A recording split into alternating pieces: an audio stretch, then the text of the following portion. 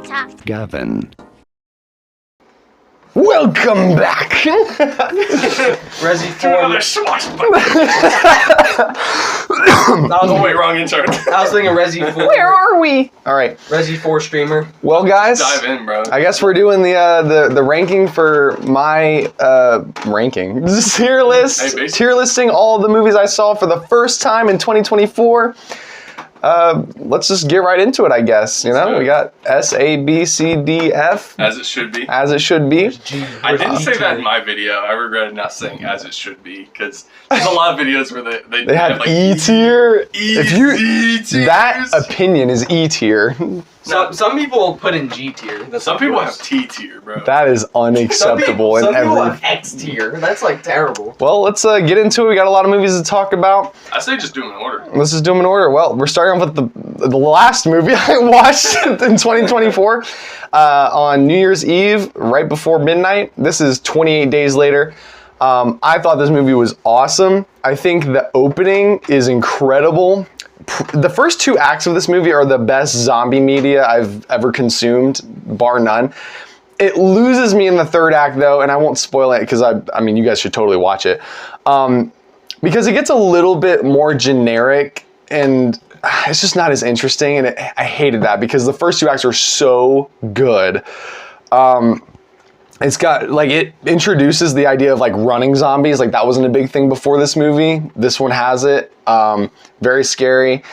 Cillian Murphy is awesome. We love Cillian Murphy. So I think all said and done, I wanted to love this a little bit more, but I am going to put in B tier. B tier, okay. And yeah, just so we know as well, like, there's going to be a lot in B, a lot in C. Oh, yeah. I'm somehow, like, very hard on movies, but also not hard enough on movies to where, like, it takes a lot to get into A and a lot to get an S, but it also, like, has to be pretty bad to be in D, and if you're an F, it's bad. It's bad. It's a Wonderful Life. First time watch. Megan and I watched it on Christmas Day, and this is one of those ones that everyone's like, oh, you haven't seen that? Like, it's one of the best Christmas movies ever. I know people who think this is the best movie of all time, or it's their favorite movie of all time. Yeah, I still need to watch it, honestly. And after a watch, it was extremely solid. There's less, like, Christmas aesthetic in it than I thought there was going to be. There's actually a lot of just, like, normal, like, throughout the rest of the year, like, drama that's going on. But at the end of the day, very wholesome, very heartwarming, very, like, it's got that very vintage, very Christmassy kind of vibe to it. I see why people love it. It's got a little bit of some dark moments in it, which I appreciated. So, you know what? A tier. Dang. It was really good. Okay. I enjoyed it. I would definitely watch it again. And I would definitely add this to the rotation of Christmas movies that I would watch every year. So Dang, I still need to watch it, but I'm really interested. it's really good. I'm really interested in what you're gonna say about this next movie. Psycho. Oh, Psycho. So Alfred Hitchcock, I watched 3 of his movies 2024 for the first time. Everyone loves this movie. Everyone says it's a classic. Everyone says that this is like the Godfather film of slasher films. We watched it together for the first time. I respect it more than I think I enjoyed it, even though it was enjoyable, fine. I'm cooked for this, but I think it's C tier. I don't think about this movie a lot. I don't think about it a lot. I was waiting to see if your opinion had changed. Yeah. When we watched it, we both agreed it was C tier. And in my video, I think I said the exact same thing. Yeah. I'm gonna get cooked for this. But I don't think about it at all, honestly. And there is that Hitchcock movie that's in here somewhere that's significantly better, in my opinion. But for what it is, it's good. It's influential. I get it. I like it. But it's just not something that I love. I wish I did. Yeah. Ooh. Speaking of which, 2001: A Space Odyssey. This is one of those ones where it's, you know, you look up best movie of all time. You get things like The Godfather. You get things like The Shawshank Redemption, Citizen Kane. This one, 2001, is usually in the conversation. I like Stanley Kubrick. I love The Shining, one of my favorite movies of all time. I think it's in top 15 at least. This one is very much a visual type of film. Yeah. It's a little long, and it's very metaphorical, cerebral kind of thing. I loved the visuals, though. The visuals are incredible. I forget this is a 60s movie. Yeah. It has to be at least 70s. In my mind, I'm like, it's got to be like 70 something, 68, I think, 68, 69. Yeah. incredible visuals. My favorite stretch of the movie is absolutely with the HAL 9000. Like, it's so good. Everything else was good, not great to me. I don't often think of it. I do like it and I respect it a lot. I think it's gonna go C tier, guys. I'm sorry. What? Forgive me. I thought. All right, so like I knew you weren't. Look, bro. I knew like. Look, okay. Just look. Just look. I knew you weren't as high on that movie as I was, but I thought you were building up to this to be like a B tier, but now you're like C. I just don't think about it. I don't have an urge to rewatch it. I didn't hate my time with it. No one wants to rewatch it. It's just, I wish I liked it more. I respect it. It is cool. It was just, it kind of went over my head a bit, I think. So, sorry guys. I have some, you thought you had some hot takes? I got some hot takes too. I think we all do. Speaking of, man, I'm losing every viewer within the first like 10 minutes of this video. Well, see, I think whatever you're about to say, I probably did something similar. Maybe. I actually don't know what you think about this one. Nightmare on Elm Street, the first one. Everyone loves this movie and they're like, oh, it's a horror classic. It's amazing. You know, one of the best slashers of all time. I watched it and I just was not impressed. I liked it. Yeah. I like Freddy Krueger as an idea. I think his whole mythos is really cool. The whole idea of like he can only get you when you're sleeping and you have to sleep sometime. Like, that's genius. Yeah. Johnny Depp is in this movie. He's like, oh, that's like one of his earliest roles. He don't look like Johnny Depp. No, but to be honest, it just didn't stand out. Like, it didn't cut through the way I thought it was going to. I thought it was fine. I think you think the same as I do. C You do have to admit, everything. That's what I did. Everything before Tina's death is really good. Like when she pulled. There were some great. The best part about this movie were the death scenes. They were awesome. Like Johnny Depp's death scene was really on the bed and everything with the blood and everything. Like, that was cool. The death scenes were cool. It just didn't cut through, like I said, as much as I really wanted to, and I didn't see what everyone else saw in this movie. Yeah. I hate to say that because I do like the idea of it, and maybe there's other movies in this franchise I would like more. I mean, you did, right? I mean, yeah. Two's. I'm one of those like, crazy freaks. Freaks that says 2 is better than 1. Yeah, I might even think the same, but yeah, we'll move on so I don't get shot. But Robert Englund's a gem too. Yeah, he is good. Abigail, this I enjoyed. I didn't know what to expect. I thought I'd go in like, okay, at the very least it'll be C tier. I think it'll be an enjoyable time. I liked the group of actors that they had in here. I thought they all had really good chemistry and good like lines, and I liked seeing their screen presence. The girl who plays Abigail is really good for a child actor. She's like extremely good. Very like sarcastic and maniacal and like just very threatening, a very threatening presence. I enjoyed this movie. I thought the kills were fun. I thought it had a good amount of like gore. It wasn't anything amazing, but I would rewatch it. I'd throw it in B tier. I liked it. Dang. You guys didn't check that out, did you? No. I was surprised when I saw that was on your list that you'd seen it. It's worth a watch. What a double feature. Ace Ventura, Pet Detective. That's like his breakout role. Yeah, this was like the first big Jim Carrey role. I completely forgot I watched this. Actually, I completely forgot this movie existed, which isn't a great sign. Jim Carrey has always been amazing. He's just doing his Jim Carrey thing. There's a lot of lines in this where I was like, oh, that's where that came from. That I've heard people say like the loser. Like, that's from this movie.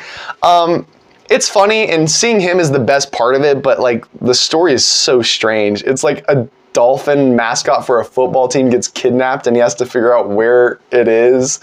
It gets very zany. It's almost like a live action cartoon. Again, I don't love it though. Like, it's so much of it is forgettable. The only thing I remember is Jim Carrey. So,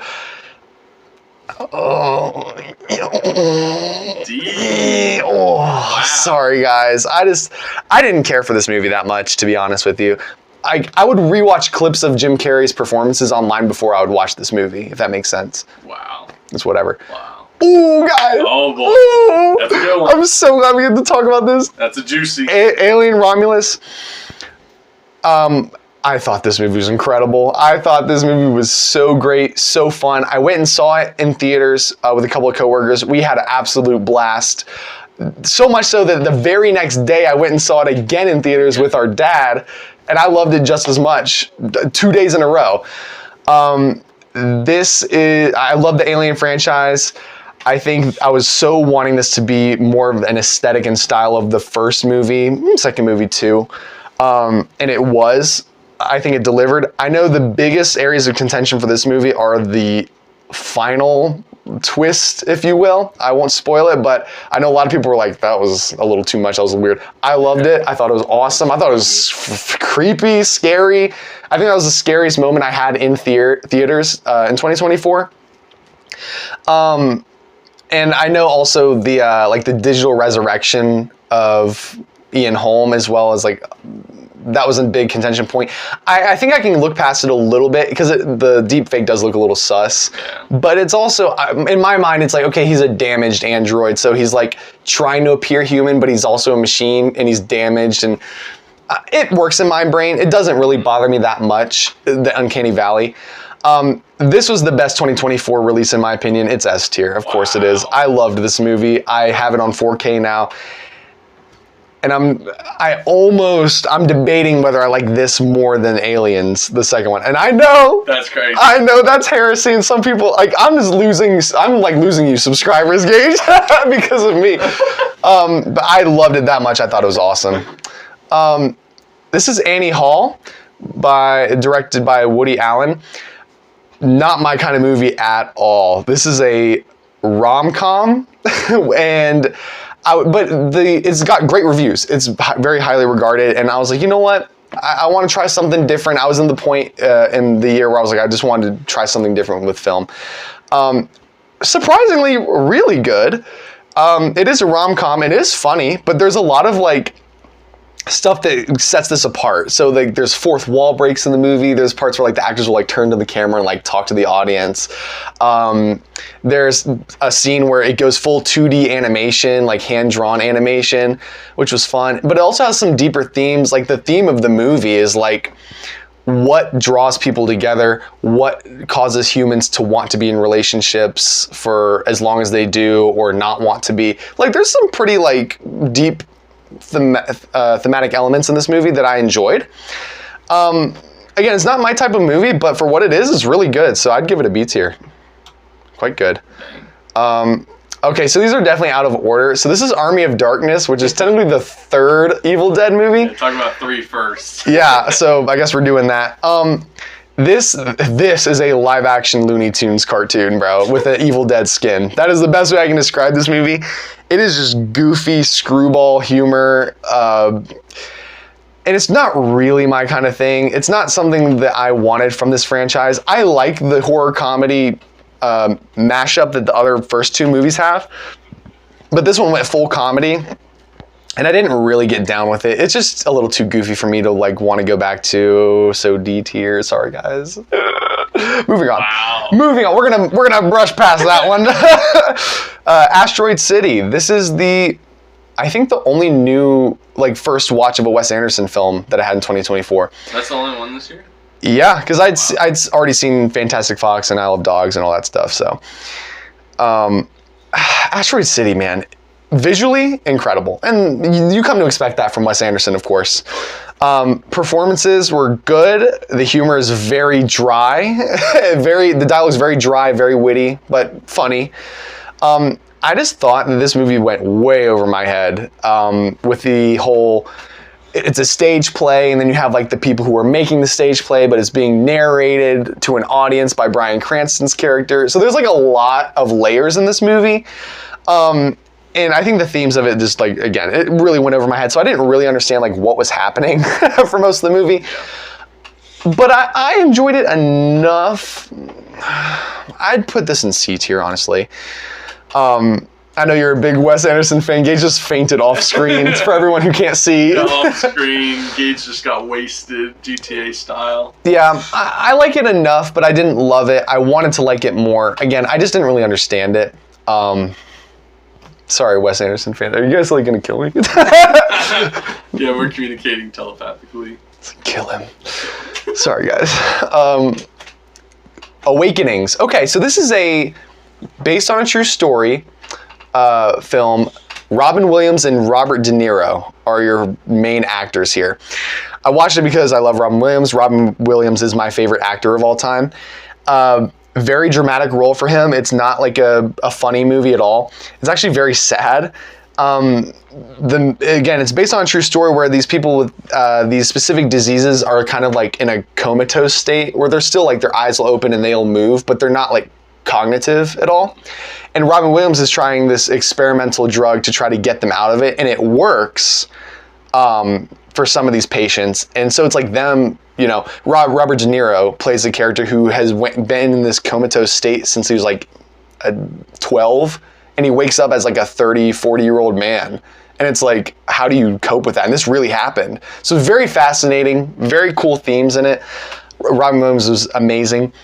And I definitely got choked up in the end. There's a very just heart-wrenching scene near the end of this movie. I don't think about it a lot, but it is good. I think I'll throw this into the B tier, honestly, for the performances and, for the way it made me think. Like, wow, imagine being in that position where you wake up and you're literally 20 years older. Like, where did your life go, So, it was good. I think you might enjoy it if you ever watched it. We got Batman. This is the one with Michael Keaton as Batman, Tim Burton directing. Jack Nicholson as Joker is the thing that actually made me watch this movie because I love Jack Nicholson. I really got into him in 2024. This movie is fine. This movie is fine. Michael Keaton is cool as Batman. Jack Nicholson as the Joker was my favorite part of this whole movie. He's got some great lines and just does zany stuff. It's definitely a lot more of a cartoony take on Batman. But I didn't love it, honestly. When I think about Batman movies, I'm gonna be looking at The Dark Knight, The Batman. Those are the things I'm gonna gravitate towards. I don't really see myself rewatching this.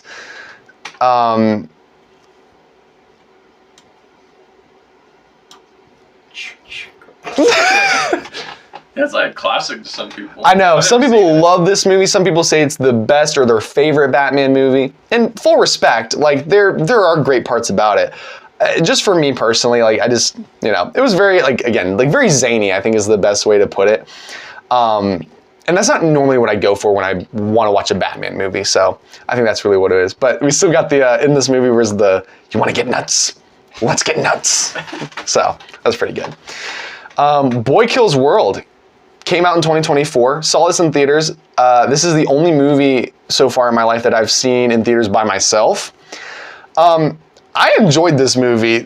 It stars Bill Skarsgård as a silent protagonist, and his inner monologue is narrated by a completely different actor. And it's very much inspired by video games and anime and that kind of stuff, but it's live action, and honestly Skarsgård just is beating the crap out of people. It's pretty violent and gruesome. There's parts where I'm that hurt. But I had a blast with this movie. I thought it was great. Skarsgård, of course, he's it's all physical acting, so he's just doing things yeah. Or he'll try to convey something. He'll be it's really fun. He was good in the role. I actually bought this movie. I thought it was that good. I didn't absolutely love it, but I could see it going up on a rewatch. I'll throw this in the B tier. Fun time kind of movie, Yeah. All right. Let's talk about this for a second. The Blair Witch Project. I remember that. So I think you guys ranked this one. I think we feel the same about it, where it's a lot of people were terrified of this movie, and people who grew up with this movie and saw it in theaters and that were oh, it's absolutely horrifying. It was so realistic. One of the scariest movies of all time, that kind of thing. And now it's nowadays, people look back and they're oh, well, you kind of had to be there. It's not really scary anymore because it's not real and whatever, A lot of people say that the whole marketing campaign was the reason it was scary because people thought it was real. And that nowadays it doesn't have the same punch. I disagree. Yeah. I think this is very realistic. Now it's like definitely very low quality, like guerrilla filmmaking, you know, where they had like the actors go out in the woods and like the directors and would come out and like scare them and stuff and record it. Like it's very like crazy. But I think that adds to the realism. I think that the found footage genre, I mean, this kind of made it take off. But it felt real. The actors felt realistic, the decisions they were making, the way they were reacting. And I thought it was pretty creepy. I would rewatch it for sure. I almost want to put it in A tier. I'm putting it in B, but it's an upper B. It's almost A. Okay. I could see it go up with the rewatch, but I mean, you guys agree? Like, it's pretty good. I think it's good. I think it's still scary. Yeah, I think it's scary. It is pretty creepy. Very subtle. Yeah, I think it's good.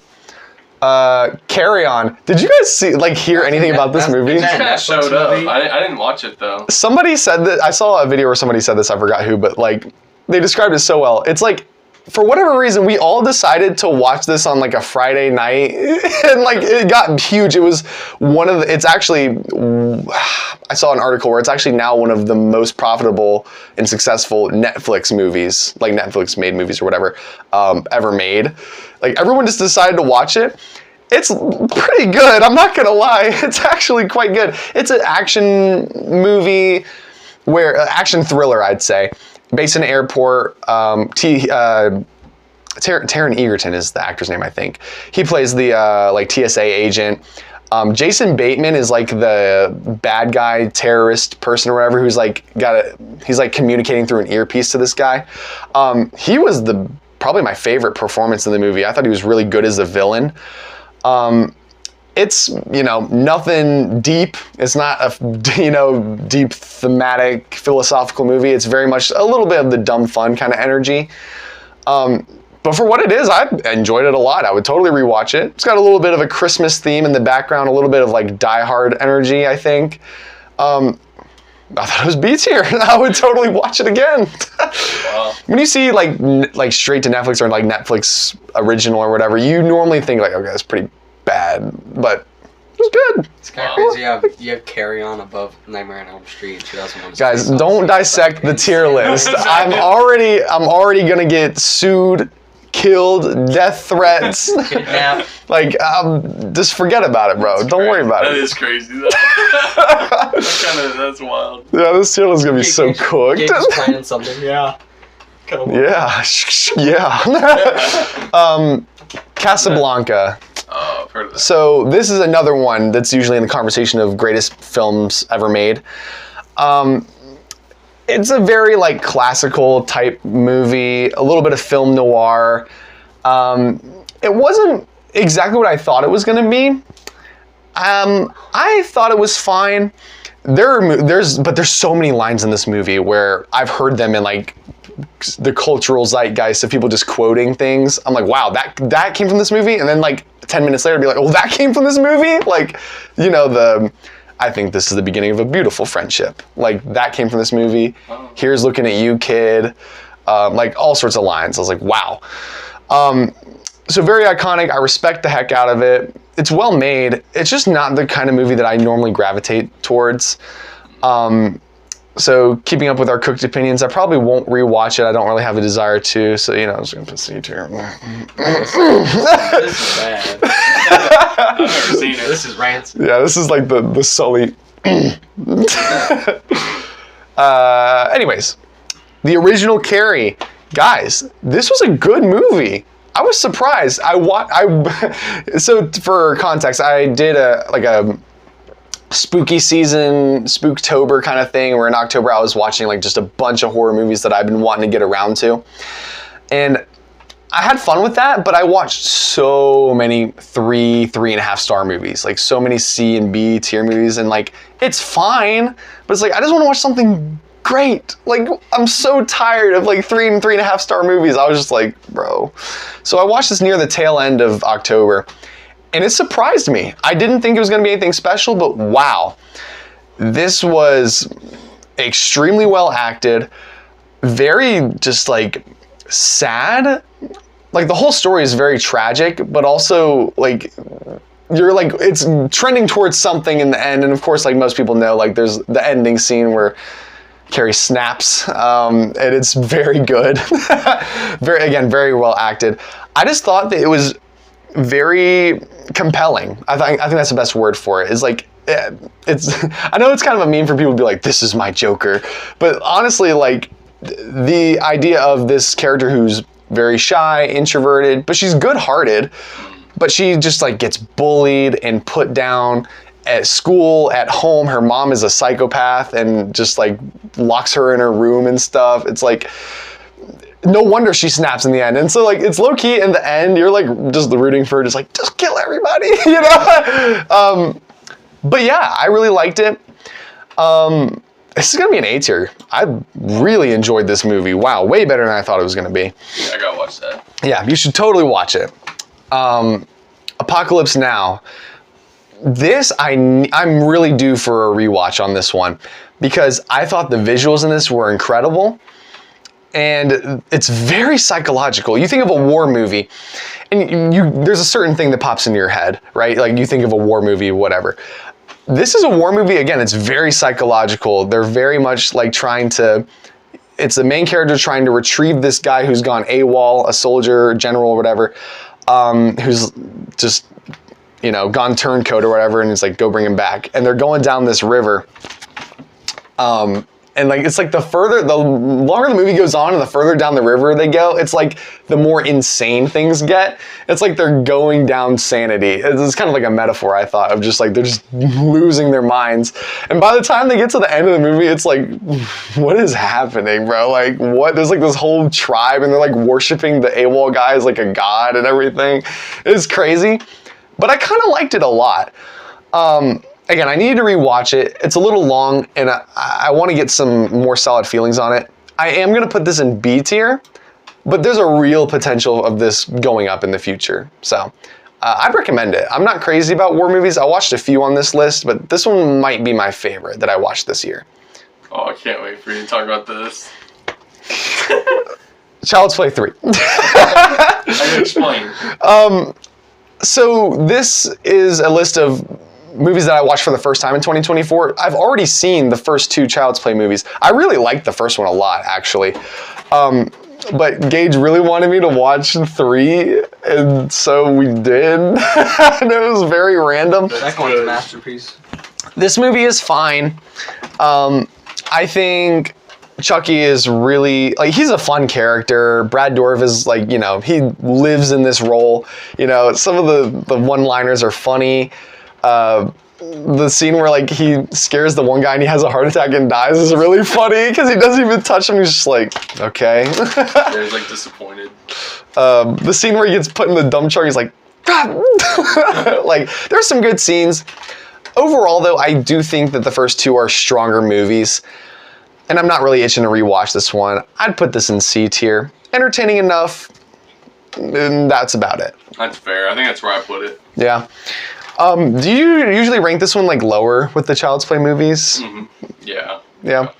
Yeah. It's definitely C tier. It's not bad, but you know, whatever. We got Chinatown. This is interesting. So I kind of forgot I watched this movie. This is lead actors Jack Nicholson. I was on a real Jack Nicholson high in the beginning of this year because I watched The Shining in 2023.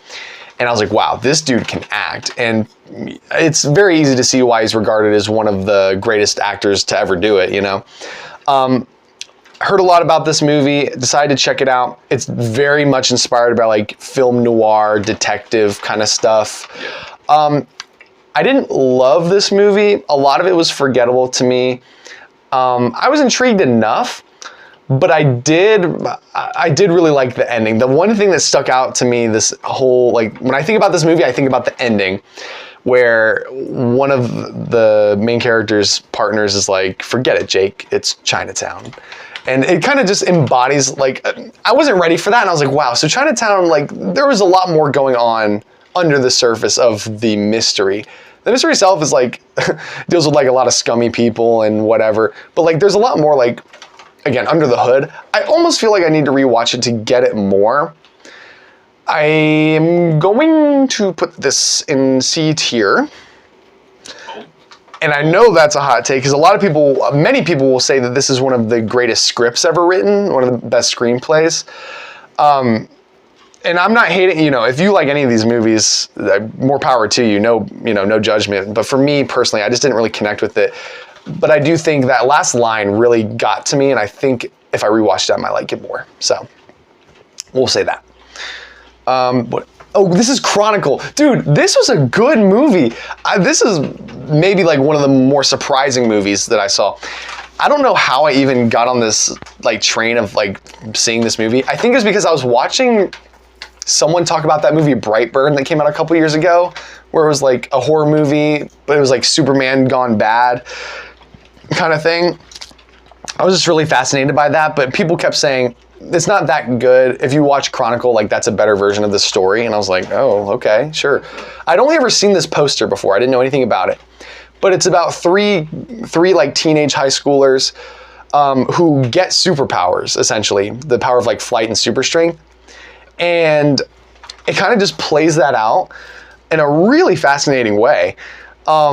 The main character is like, doesn't have a good home life. Like he has like it's either his dad or his stepdad, like, is verbally abusive and sometimes physically abusive and stuff like that. So there's things it's like, if a high schooler got superpowers, it would probably look a lot like this, especially someone who like is a little bit troubled. And where that leads to, and it goes down some dark roads. I was thoroughly entertained by this. I thought it was great. I don't know if I can quite put in 8s here. This is another one I think I'm going to go high B. Maybe in the future it'll go up, but it's like almost on the cusp of 8s here. This was a good watch. I'd highly recommend it. I'll be right back.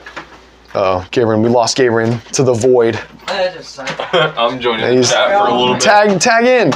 And we're talking about Civil War. Hey, we love this movie. This movie is so good. Dude, I also love this movie. Wow, 2024 movies, this was very strong. I'm going to go ahead, I'll put it in S tier. Yeah. I'll put it in S tier just to say, like, this was my favorite 2024 movie until Romulus came out. That's fair.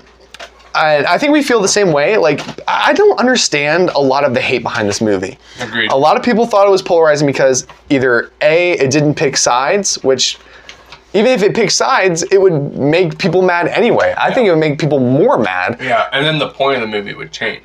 Correct. And then a lot of people were like, and people I know, like I saw this movie with a coworker and my wife, and then I talked to a couple of people who had seen it at work, who had watched it, and like everyone's opinions were all over the place on this movie. Like some people really liked it, some people liked that it was different, some people were like upset that it didn't. A lot of people that I talked to were really upset that it didn't explain like how are California and Texas teaming up? They're completely different. Like, and that's not really the point of the movie. It's like you just have to kind of accept the fact, okay, they did, and it's more about shining like a mirror to us as a country and as Americans. It's like, okay, what would happen in this situation?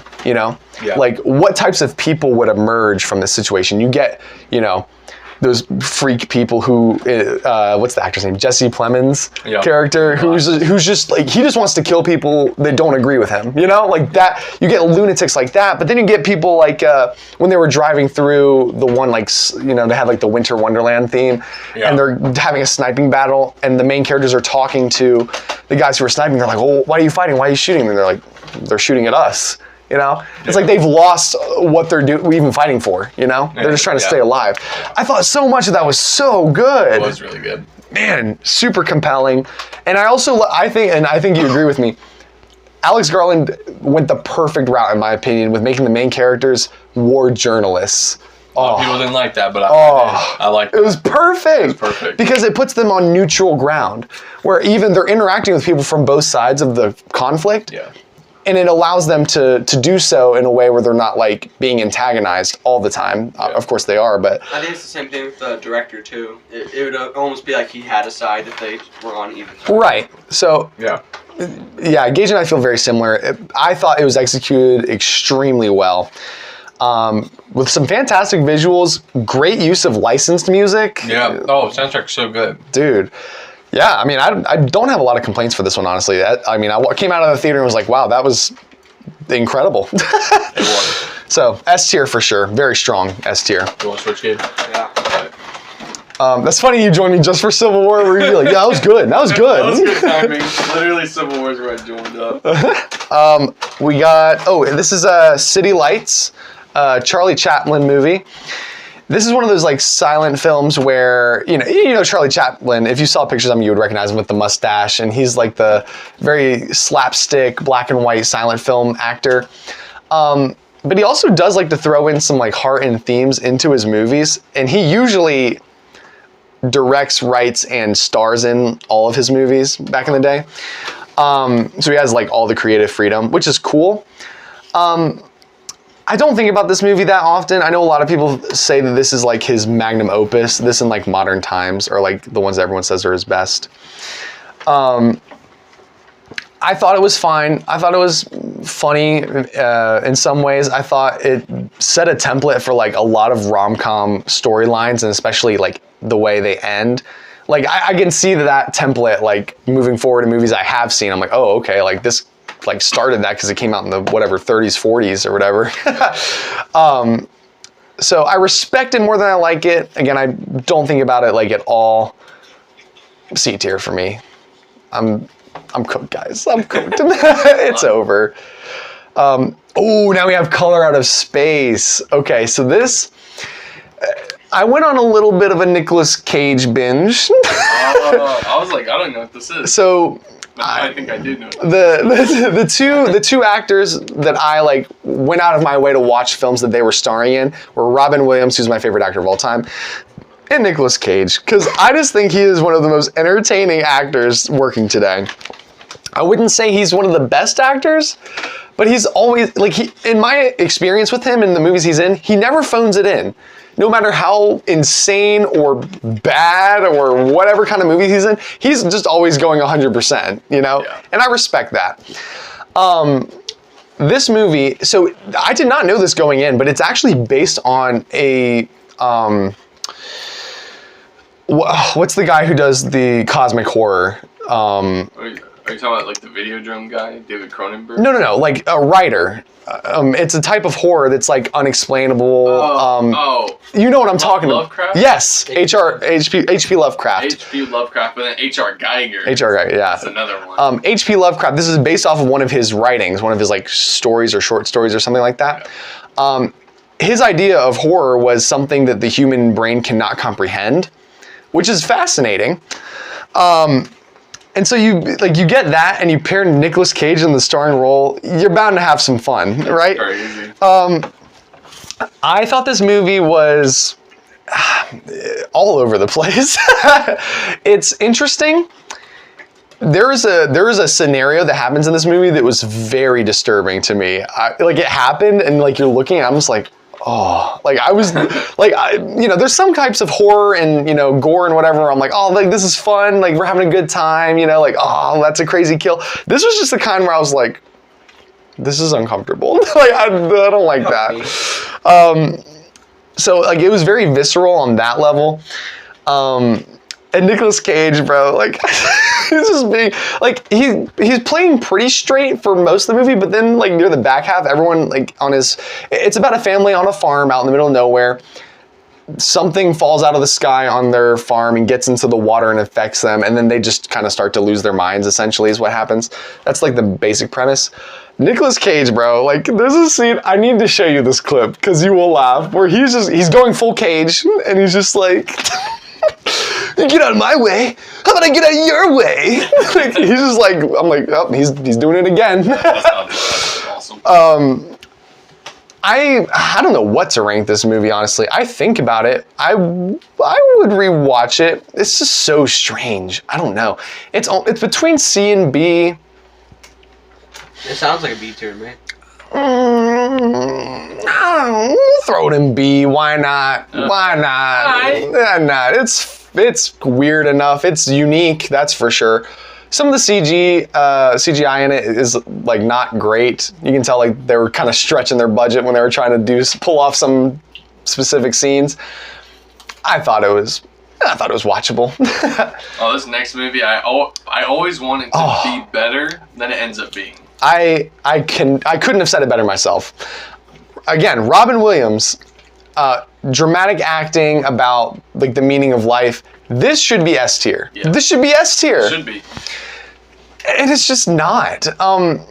For whatever reason, like Robin Williams absolutely kills it, and he, in my opinion, is the best part of this movie. The themes are incredible, and we get a very young Ethan Hawke, which is crazy. I didn't even recognize him. I thought this movie was good, not great. I think the rest of the storyline surrounding the characters outside of them in the classroom with Robin Williams was forgettable, other than the one like really tragic thing that happens to one of the characters. Like when I think about this movie, I think of all the scenes with Robin Williams in it, and then I think of that. Everything else that they do besides that, completely forgot. I don't even know what happens, you know? Right. So I think there's something to be said about maybe like making the rest of the movie a little bit more compelling with the other characters. But the themes are strong. Robin Williams is great. Where did you put this movie? I did A tier still. I think it's like on the lower end, but I was going between A and B. It'd be a very high B or a very low A. Yeah. It's still good enough to be A. I think I will put in A. But like I wanted this to be S tier, and it should be S tier. Yeah. I think that's the part that bothers me. Yeah, that's the thing. It's like it's still like amazing. Yeah. It's one of those movies that you would think would be S tier. You think it'd be one of your favorite movies ever, and that's what I expected it to be, right? On the premise and the people in it. But yeah, no, I put it in A tier. If you want a better version of this movie with Robin Williams, Good Will Hunting, I would recommend. That's a good one. I think that is a better movie. Yeah, I mean, you guys know it's like one of my top 10 favorite movies of all time. But yeah. All right, I'll be right back again. Oh. All right, we're swapping in for another good one. Here we go. For Deadpool Wolverine. A tier. Yes, sir. Come on, put it up there. Put it up there, boy. What else do you go to movies for? What else do you go to the theater for but this kind of movie? You know, it's like, it's funny, it's clever, great action, the violence like gives the action more weight and punch, you know? It's like, wow. Ooh. Soundtrack was great. Yes. There's always a surprising amount of heart in the Deadpool movies. Like I always it catches me off guard because I'm like, oh, like this is it's going for a very specific thing. But I think in all the movies, to varying degree, there's like a nice amount of heart. I think Logan's storyline is very compelling, you know? Like it's very sad. He comes from a different timeline where because of him, all the X-Men are dead. And like that's heavy, you know? Yeah. And he kind of gets a redemption arc in this movie. Like it's good. Yeah, it's compelling. Great cameos. I was like losing my mind for some of these. I was like, Yeah. So again, like, you know what you're getting into with this kind of movie, and what else would you expect? You know, I think this is the best version of this type of movie that we could have gotten. Yeah. It's the best Deadpool movie. I agree. I also agree. And the other ones are on here. We'll talk about it. But spoiler alert, this was my favorite. It's the best one. Yeah. It's the best one. Yeah, it was awesome. Is it Demolition Man? That is Demolition Man. Is that Sylvester Stallone? It is Sylvester Stallone. And it's also... Is that C tier? It is C tier. Wow, you just like called everything about this movie. There are some great themes in this, and I think you would even enjoy some of the things they're kind of playing with, the ideas they're playing with, where Sylvester Stallone is like, you know, he's a big action hero. He's like a cop or whatever. And he's like chasing down like this villain or whatever. And some things happen. He gets put in cryo sleep and then wakes up like a long time in the future. And it's funny because in this future, there's like no crime, but it's also because everything is so like safeguarded and controlled by like the government, right? It's like, you're not allowed to do this. You're not allowed to, you know, like there's no physical contact allowed between human beings, you know, like all of your like experiences you can experience in virtual reality, right? It's very much like, you know, the government's cracked the code, like, oh, there's no violence. Well, yeah, because there's also no freedom, you know? Why is that? That's C tier? Yes, because it doesn't really do anything with that. It's like, Sylvester Stallone wakes up and he's like trying to get used to this environment, but then he's still the action hero. The villain also gets resurrected at the same time, and he has to go hunt down the villain. And so it's focused more on him trying to find him, and he's like a fish out of water kind of thing. Where it's like, he's like, I don't understand the society. He's like, well, I have to go get this guy. And we're like, well, you're not allowed to have guns. Like, guns are outlawed. Like, this kind of thing.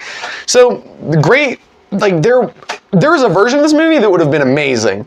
But the way they executed it, I just thought was like the most generic way you could have done this movie. The way you described that sounds like how I felt about Gattaca when I watched Gattaca with Ethan Hawke. So it was like good premise, but it's like the execution. You just felt like it could have been better. Yeah. The idea could have been better. Yeah, and it way could have been. Again, like because I read this like the synopsis of the movie, and I was like, that could be good. Yeah. And it was just like, that was kind of mid, actually, unfortunately, but. Anyways, Die Hard. Die Hard. Oh, guys. Uh-oh. Oh, guys. I'm so cooked. Live easy. My career is over. I've never seen it, but I just know this is like, it's the movie, right? Like, dude, everyone loves this movie. Everyone says it's an action classic. It's a Christmas classic. Megan and I watched it together, and we felt the exact same way about it. We watched this movie, and it is when you think of an action, like a big blockbuster action movie from like the 80s or 90s or whatever, like this movie is what people think of. And I thought that that's kind of all that it offered. There wasn't anything really deeper than that. But also, like, the action didn't really stand out to me. Like, I wasn't really enthralled by the action scenes.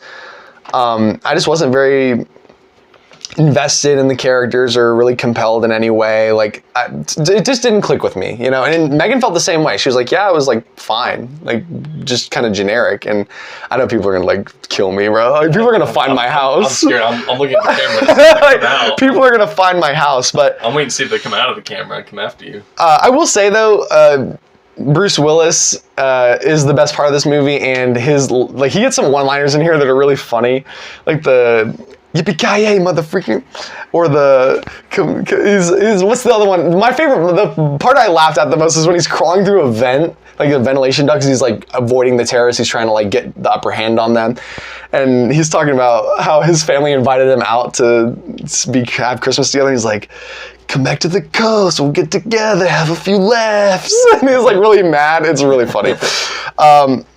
Yeah, sorry guys, it didn't click with me. I'm not a Die Hard fan. Please don't kill me. I want to live! District 9? Oh, that is District 9. I didn't even recognize what the heck this was. Is that also C tier? Wait, no, it's B tier. It's tough because you know how you describe Starship Troopers? Yeah. This is very similar. I haven't watched that and you haven't watched this, but the way you describe it sounds a lot like this movie. I watched it because I love alien invasion movies. That's kind of like one of those niche genres that I'm just like, dude, that's all you have to tell me about it and I'll probably watch it. Yeah. It's very interesting though because the aliens show up to planet Earth and you get the idea that they're not there because they want to be. It's more of like they kind of got trapped on Earth. And so, but humanity's first reaction is to like enslave them. Essentially, it's like, oh well, they're different and they're freaky. They kind of look like bug aliens, which I thought was also interesting. Starship Troopers comparison. So they're not really there to attack people or kill people, but because they're different and they're not from this world, people are scared of them, and so they immediately are like shunning them, and they give them their own District 9, in the city they landed in. So like humans like, oh, we're doing them a favor. We give them a district. We give them, an allotment of food and whatever. They don't have to pay taxes and yada yada. But the main character goes there and like they're in the slums and they're treated like crap. Wow. So it's like very much like this, allegory for like classism and racism and all this other stuff, which is really good. And the main character gets in a situation where he kind of like is put into their shoes, I'll say that, put into the alien shoes, and he's like going from a human to like, wow, like this sucks, like whatever. The thing about it is like it's very like dark and a little bit cynical in a way that makes sense. But for me, like, I just don't find it very rewatchable, because when I want to watch like an alien invasion movie, I want more of like the classic approach. Something like War of the Worlds or Nope, you know? This was a very different take on it. With some very compelling themes, admittedly, but I just don't find it very rewatchable. And the way that it makes you feel, you're like, oh, like the way that it ends off on like a pretty dark, bleak note, which is the point, and I get it, and people like it for that, and total respect. But for me, I didn't love it. And again, I just didn't find it very rewatchable. See. Yeah. But I don't know, if you like Starship Troopers, you might like it. I might. It seemed very similar in that way. I see Blade Runner's next. Where you put Blade Runner? Oh boy, guys, can we get into like movies that like won't get me in trouble? Okay. Yeah, Gabe, we better switch. Gabe He just starts like strangling me on camera. I can't be too close to him. Okay. Blade Runner, visually incredible. The soundtrack, one of the best soundtracks I heard in 2024 from a movie. So good. Is it literally called the Love Theme? Something like that? Something like that. Oh, so good, bro. Oh my gosh. So I wanted to love this movie so badly, but it's very much a slow burn movie. And that's already a tough sell for me. Sci-fi slow burns are just not my cup of tea, because when I think sci-fi, I think of Star Wars and, things like that, like, again, these alien invasion movies. Aliens is a great example. Like, I want more horror, I want more action, or some like, thriller aspects, psychological, whatever. This is very much a slow burn. That's touching on very philosophical ideas of like what it means to be human, what it means to be alive, what it means to have feelings and to be autonomous, with the replicants. I think it's all very, very smart, very brilliant. It's just not my kind of movie, and I hate that. I wanted to love this movie. I am going to put this... No. Oh no. Wait, what's the... Oh no. The Arthur clip? Arthur. Oh no. Guys, I'm sorry. I recognize that this is a masterpiece, and I recognize I'm in the minority, and I know I'm cooked. Kill me. Yeah, that's probably the most cooked opinion I've seen so far. Dude, I know that. I know this is a good movie. That one's good. I like Blade Runner. It was just a little too slow for me. I know you like Blade Runner. Where did you rank it? Did you put A or S? I give it A tier. Not quite S. It's probably still on the lower end of A tier, but it's still A tier. I thought it was so good. All right. Sorry, guys. We have Dr. Strangelove, which the full title of this is funny. I think it's something like, I'm paraphrasing, but it's like Dr. Strangelove or How I Learned to Love the Bomb or something like that. Stanley Kubrick directs, and it's a war satire film. This came out, I think 60s, maybe 70s. I think it was the 60s movie. And it's just like, again, it's satire, so it's poking fun at like the way Americans handle war. It is funny, though I find it very forgettable. But I think if I threw it on, I would enjoy it and just be like, oh, this is hilarious. Because like there's like war room scenes where the people are like trying to come up with strategies against the war, and like really stupid things are happening and people are saying dumb things. It's like really, really funny. People are like, there's characters who like jump straight to like, oh, let's just kill them all and bomb them, like whatever. It's like, hello? Like, what are we doing here? Or like this one character, the funniest character in this movie is like this really like war-hardened general. But he's obsessed with like drinking water. It's really funny. The dude's like he's literally like, they're in a firefight and dude's like fighting, like they're trying to protect their base or whatever. And he's just like, water is the most healthy thing that you could consume. And it's like, what? That's crazy. So I like what it's going for. Stanley Kubrick, of course, is a great, very like visual director. It's in black and white. But it's like screwball comedy. But I always forget that I even watched this movie. I'm gonna put it in C tier. You're really cooking, bro. But I do think if you were to throw this on and like, hey, let's watch this movie, I would have a good time with it, and I'd definitely laugh at it. What is this? Is that what this is? Yeah, Dream Scenario? I remember it was a different. Oh, the poster? Yeah, it threw me off too. That's Dream Scenario. Again, back to my like Nicolas Cage marathon. I thought the like message and what this movie was going for was very unique. Yeah. A lot of like stuff about cancel culture and like, you know, how like society, like one wrong move on social media and society will just shun you, you know, like that kind of stuff is very relevant in today's world. Because honestly, like Nicolas Cage is like this old like nerd dude who wants to like write a book about like ants or whatever it is, and like that's all he wants to do. But like he starts popping up in people's dreams and then like killing them in the dreams, so then everyone's scared of him. But he gets famous and he's like, I just want to write my book. Like it's just really funny. I enjoyed this one. I think I'll throw this into a B tier.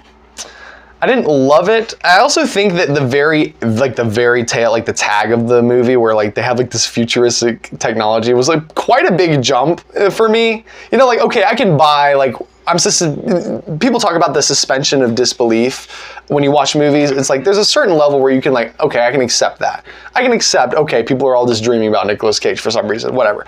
But then when we jump to like, oh, we have this dream technology, it's like, hello? Like what? Did we just jump like 50 years in the future? So that kind of like took me out of it a little bit. And then the ending was like tragic. It's okay, but I'm still a B tier. I enjoyed this one, and again, I love Nicolas Cage, honestly. We got Evil Dead 1 and 2 hanging out together. I'll do 1 first, since it's right here. Actually, we have all the Evil Dead movies here. One right there? This one, yeah, it's the remake. So we'll do 1. This is interesting because I watched this during my spooky season. I watched this movie, thought it was fine. The longer I've sat with it, the less I like it. Very, very low budget. Again, very like guerrilla filmmaking. But with what they had, like the practical effects and like stop motion they used were like really good. Like I don't believe how they made the movie. Stop motion? Yep. You hear that, Gabe? So I thought it was good, watchable. Bruce Campbell in this movie, I see why people love him. Bruce Campbell as Ash Williams, he gets a gold star in my book. I do like him a lot. I think the first one is C tier. The second one, I wanted to love this movie so much. Everyone says it's one of the greatest horror movies, the greatest horror comedy, like one of the best sequels. High praise, praise to the high heavens for this movie. I watched it, I enjoyed it, but I didn't love it as much as I really wanted to. I'm gonna put this in B tier. I know I'm cooked. I know it's over. I know my life is over. Oh God. I know I have people waiting outside to murder me. You're not very trustworthy. I did really enjoy this movie. I think my biggest thing with it is I wanted to go more zany and more off the wall. Like, I think it's trying to straddle two ideas of like being scary and like, taking itself a little serious, but then being just over the top and goofy. I wanted more over the top, which we get in like the last act, but I wish that we had gotten Ash Williams, the Bruce Campbell's character. He's playing it pretty straight for the most of the movie, but then in the last act, that's where you get like the iconic chainsaw arm and he's, strapping up and he's like, groovy, like this whole thing. I wanted him in all the movie, but you only really get him in like the last part of the movie. So I thought that was kind of sad because like if he had been in the whole movie just like cracking one-liners and shredding zombies, like I would have been like, oh, this is what I wanted. Wait, ain't that Army of Darkness now? Yeah, but that was way too far in the other direction, whereas like it's again a live-action Looney Tunes cartoon, and so. Yeah, I wanted to love this more. Still a good movie. I would totally rewatch this in like October. Like if I was doing like a yearly rewatch of October horror movies, this would be in the lineup for sure. I just didn't love it as much. Now to the remake. Fede Alvarez's remake of Evil Dead, which he also directed Alien Romulus. I know I'm on an island. I think this is the best Evil Dead movie. I think it's not quite A tier, but I could also see on a rewatch going into A tier. So this is like borderline A tier. Wow. No humor, no comedy in this movie at all. It is straight, plays it straight the whole time.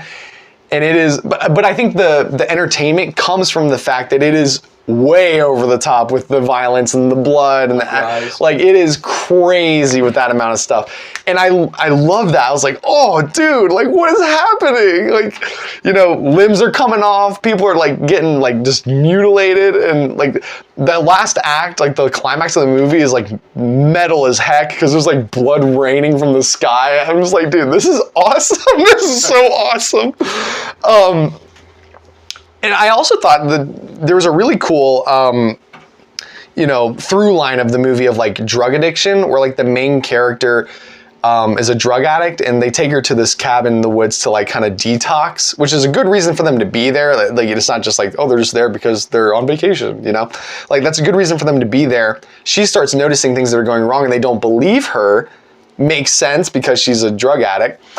But then it has like this really cool, like her overcoming that in like a physical way. So like there was a lot happening in this movie that I really liked. Again, on a rewatch, I could see this hitting the A tier for me pretty easily.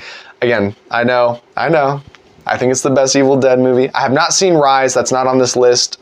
I'll finish off the series, but I have a sneaking suspicion this will be my favorite Evil Dead movie. I don't know, Rise is really good. So, sorry guys. All right, Gage. So I think we feel similar about this movie, though. Yeah, no, this I can probably follow you. Blade Runner 2049. Visually outstanding. Yeah. The music again was really good. Yeah. A little reminiscent of the first movie, but like that's fine. Like it's really good music. Some of the themes that they're playing with here are good, and I like it. Does subvert your expectations. It does. But I think the problem with this movie is the way they go about it. Again, they try to do the slow burn sci-fi, and okay, whatever. There's some great performances in this movie. Dave Bautista's in a small role, who's great. The dude who plays Morgan in The Walking Dead is in a small role, and he's great. Like, it's just randomly, oh, that actor, you know? I think the problem is with this movie is that it feels very, almost nihilistic in a way, where it's like, you're expected to believe one thing about this main character the whole movie, and then it's like the last part of the movie you find out, oh yeah, that's not real actually, and also nothing you did matter, and also you're not important. It's like, oh. That was a swing, but I don't like this type of movie. So yeah, it just didn't. It left kind of a sour taste in my mouth because of that. Where I'm like, I get it. You're subverting the expectation, which is unique, but it's also like, why did we have this whole 2.5 hour movie? Yeah. You know, it's like we could have gotten there a lot faster and more efficiently, I think. And then also the thing that I think you brought up too is like the whole resistance thing. What was that? What was that? And the whole like villain Jared Leto character. Yeah, like that was like a B plot. It's like, hello, that should have been the whole movie. It was forgotten about. I also, actually, I'm glad you brought up Jared Leto, another actor. I thought he was good in this movie, like very like, you know, almost like a god presence, you know, kind of like a deity presence. Like I thought he had a really cool presence in the movie, but again, you're right, he was like not utilized at all. Yeah. So yeah, there's just a lot of problems I have with this movie. I'm not putting it in D tier because I do think the aspects that are good about it are really good. So I'll put it in C tier. And for reference, I do like the first one more than the second one. Same. So unfortunate. It could have been great. They just, in my opinion, they focused on all the wrong things in the story. Ex Machina's up next. I think the movie's overrated a little bit. I noticed. I thought you would really like this movie. I thought I would too. I think it is. I think what it's exploring, the idea of like an AI that kind of is smart enough to outsmart the humans. It's like acting like it's helpless and needs help to escape or whatever. But then really it has this own plan in the background. And the AI has now outsmarted and outperformed humans. Like that is really relevant. And it's also a really good, a really good execution of that, I thought. I think my problem with this movie is that like it takes a long time to get there. And there is a lot of like nothing that happens in this movie for a long time where it's like, okay, we're in the room and I'm talking to the robot and like cool conversations happening, and then it's like, okay, I go back out of the room, then I'm talking to the guy who made it. The guy who made it's kind of a ding dong, like he's kind of like evil. Yeah, it goes through that like three or four and it keeps doing that. It's a little repetitive. So Oh man, I do think about this movie every now and then. Because the way it wraps up and ends, I think was the best part of it. Also, I loved the main actress, Alicia. I memorized her name because I was like, she actually was really good. Alicia, I think it's Vikander or something like that. If I'm mispronouncing, I'm sorry. I thought she was a really great performance because it's a performance that has layers, you know, like we were talking about. So. It's still a movie I personally really like, but I think it's one of those movies that you expect to be so much better. Yeah. That it was disappointing in that way. Even though I still think it's good. I'll throw it a bone. There's a part of me who wants to put it in C tier, but I'll throw it a bone and put it in B tier because I think it's strong enough. Yeah, I'll put it in B tier. Yeah. The Cloverfield paradox. We've reached the Cloverfield era. Dang. Well, I watched the other two in 2023. Both exceptional movies. They're both like in my top 40 movies of all time. I love them. First one's really good. Such a strange series. Like this series, the Cloverfield movies are so disjointed. Like I don't know why they have to be connected. I wish they would put more connective tissue between these movies than they actually do. But really, they're just like three sci-fi movies that happen to have like little tiny connections here and there. It's like, why are they even, what? So yeah, the first two I love. I think they're incredible. This one is generic as heck. This one is, and the funny thing is like, this is the movie that has the most connects them all the most. And it had potential, it had so much potential. I won't get into it because it gets kind of trippy, but like, they start messing, they have a machine and it starts messing with like time and space and stuff, and alternate dimensions get kind of introduced. And so it's like anything could happen, right? There's a scenario where like matter like dissolves and is different and humans interact with it different, then it comes back and a guy's like in a wall. And there's like wires and stuff going through him and stuff. It was pretty gnarly, and they have to like cut him out of the wall and cut the wires out and everything to like get him out. There's a scene where like a dude's hand gets severed, but then because they're going through this weird alternate dimension, the hand becomes sentient and like walks around. Like it's crazy stuff, right? And you think like, oh, that's entertaining. You could do anything with that. And they only really do that in like small scenes, like maybe three or four scenes where it's like, oh, that's weird or that's crazy. But then ultimately it's like, they just go in a very generic way, execution of this movie. I didn't think it was that good. The stinger at the end was cool, but I don't think it was earned because it's a strong connection to the first movie. And I was like, if this was a good movie, that stinger would have been incredible.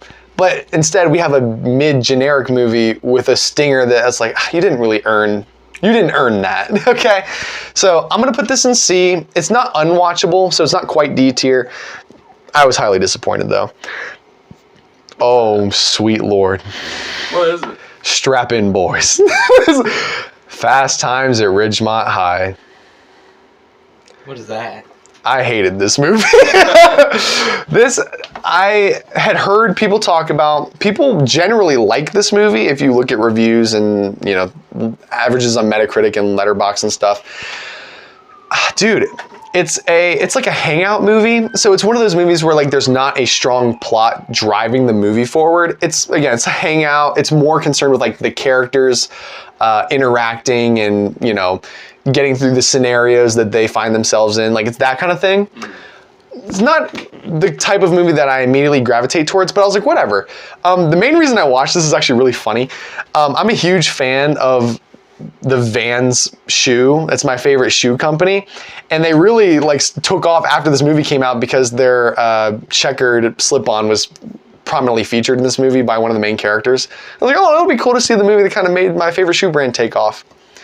Dude, every character in this is unlikable. The scenarios are just, frankly, like gross. Like there's high school age, like teenage girls who are lying about their ages to be with like older men. Mm-hmm. Like there's a really scumbag character in this who like is acting all cool guy and he sleeps with this girl. She gets pregnant and then she's like wanting to have an abortion, and then she wants the guy to like pay for half of it and take her to the doctor, and he says he will, and then stands her up and leaves. I'm like, this is horrible. Like, what? Wow. Why am I watching this? And it's supposed to be like a comedy. It's supposed to be like funny. And I'm like, this is not funny. Like, this is horrible. I gave this a 1 star on Letterboxd. I am putting an F tier because I hate it. This is probably the worst movie I watched this year. The only reason I gave it that extra half star, and the only redeeming quality in this whole movie, is, you know the actor Sean Penn? I've heard of him. Secret Life of Walter Mitty. He's the camera guy. He's going after and finding. He's a bunch of other things. This is like his breakout role, and he's like a teenager. He is so funny in this movie. His character is the best character in the movie. He also gets like what feels like the least amount of screen time out of all the main characters, because we're kind of like jumping between them doing their scenarios. Yeah. He feels like he gets the least amount, but everything that comes out of his mouth is hilarious. Like, he's like one of those characters, he's like a surfer dude who's like stoned the entire movie. And like, there's a scene, like, again, every scene that he's in is funny, but there's a scene where he like comes into this class and he's late, and the teacher's like, the teacher hates him. He's like, why do you insist on being late every day to my class? And he's just like, I don't know. Like, his energy is really funny. And so for that alone, the movie gets an extra half star for me on Letterboxd. But other than that, I just hated the way this movie made me feel. Yeah. And I hated all the characters except Sean Penn's character. So, poo. No, I can't wait for you to talk about my favorite movie. No. No. Good line. I'm joking. Put it up there. What would I actually rank this movie? I think this is a very... Where you'd actually put it up. I'm going to put it right here for a second. I think this is a very well-written movie. I think the premise is very interesting. I can definitely see why people, like you, would really connect and enjoy it. Even I myself, while watching, was like, wow, like I could definitely, like I've seen situations like this in real life. Very relatable to like a specific group of people. Ethan Hawke is great, of course. Oh, yeah. It does get a little A24-y near the end, where it's a little metaphorical, little like. Come now, brother. But it was a solid movie, and I liked what it was going for. I didn't connect as hard with it as you did. I'll put it in B. Oh, what? I'll put it in B. Didn't you give it like S tier on Letterboxd? I don't think so. Oh, you know I'm gonna fact check you. You better not change it after this video. I'm gonna fact check. I'm like on my phone right now. I'm like. You like change it? I'm gonna check that, bro. And I'm gonna put it on the screen whenever your score. Be like, that ain't. I don't know. Like, I don't think about it as much as I wish I did. Yeah. I mean, this is your more updated opinions anyway. Yeah, like the longer I've sat with it, sometimes movies will go up or down the longer I sit with it, like Evil Dead, for instance. I do think it's a solid movie, and I do think what it's going for, it succeeds at very well. Again, it didn't quite hit with me as much as I wanted it to, but let it be known for the record, this is probably the best movie ever made. Gage loves this movie. Probably the best movie ever made. But yeah, respect for everyone who loves this movie. This is a Bruce Lee movie. This is Fist of Fury, I think. That sounds right. Yes, so another one of my niche genres that I watch is Bruce Lee. That's the whole genre. I love Bruce Lee movies. I thought he was so cool. They're martial arts movies. He did all of his own fight choreography and stunt work and everything like that. I just find so much enjoyment out of these movies. They're not usually deep. It's mostly just him, like, using karate and kung fu to beat the crap out of people, and I love that. This one in particular, I thought was one of the weaker ones. I actually am going to throw this into the C tier. The premise is like Bruce Lee is a student who comes back from a journey. His master, like sensei, has been killed by this other like martial arts school gang or whatever, and then he just goes to get revenge on him. Yeah, that sounds like every martial arts movie. Literally. So that's why it was a little bit more generic than I would have liked. Still fun fights, but like you think of something like Enter the Dragon, that was a better movie. That was a better. So, but I do love Bruce Lee. R.I.P. Following. Okay, so we have the first Christopher Nolan movie on this list.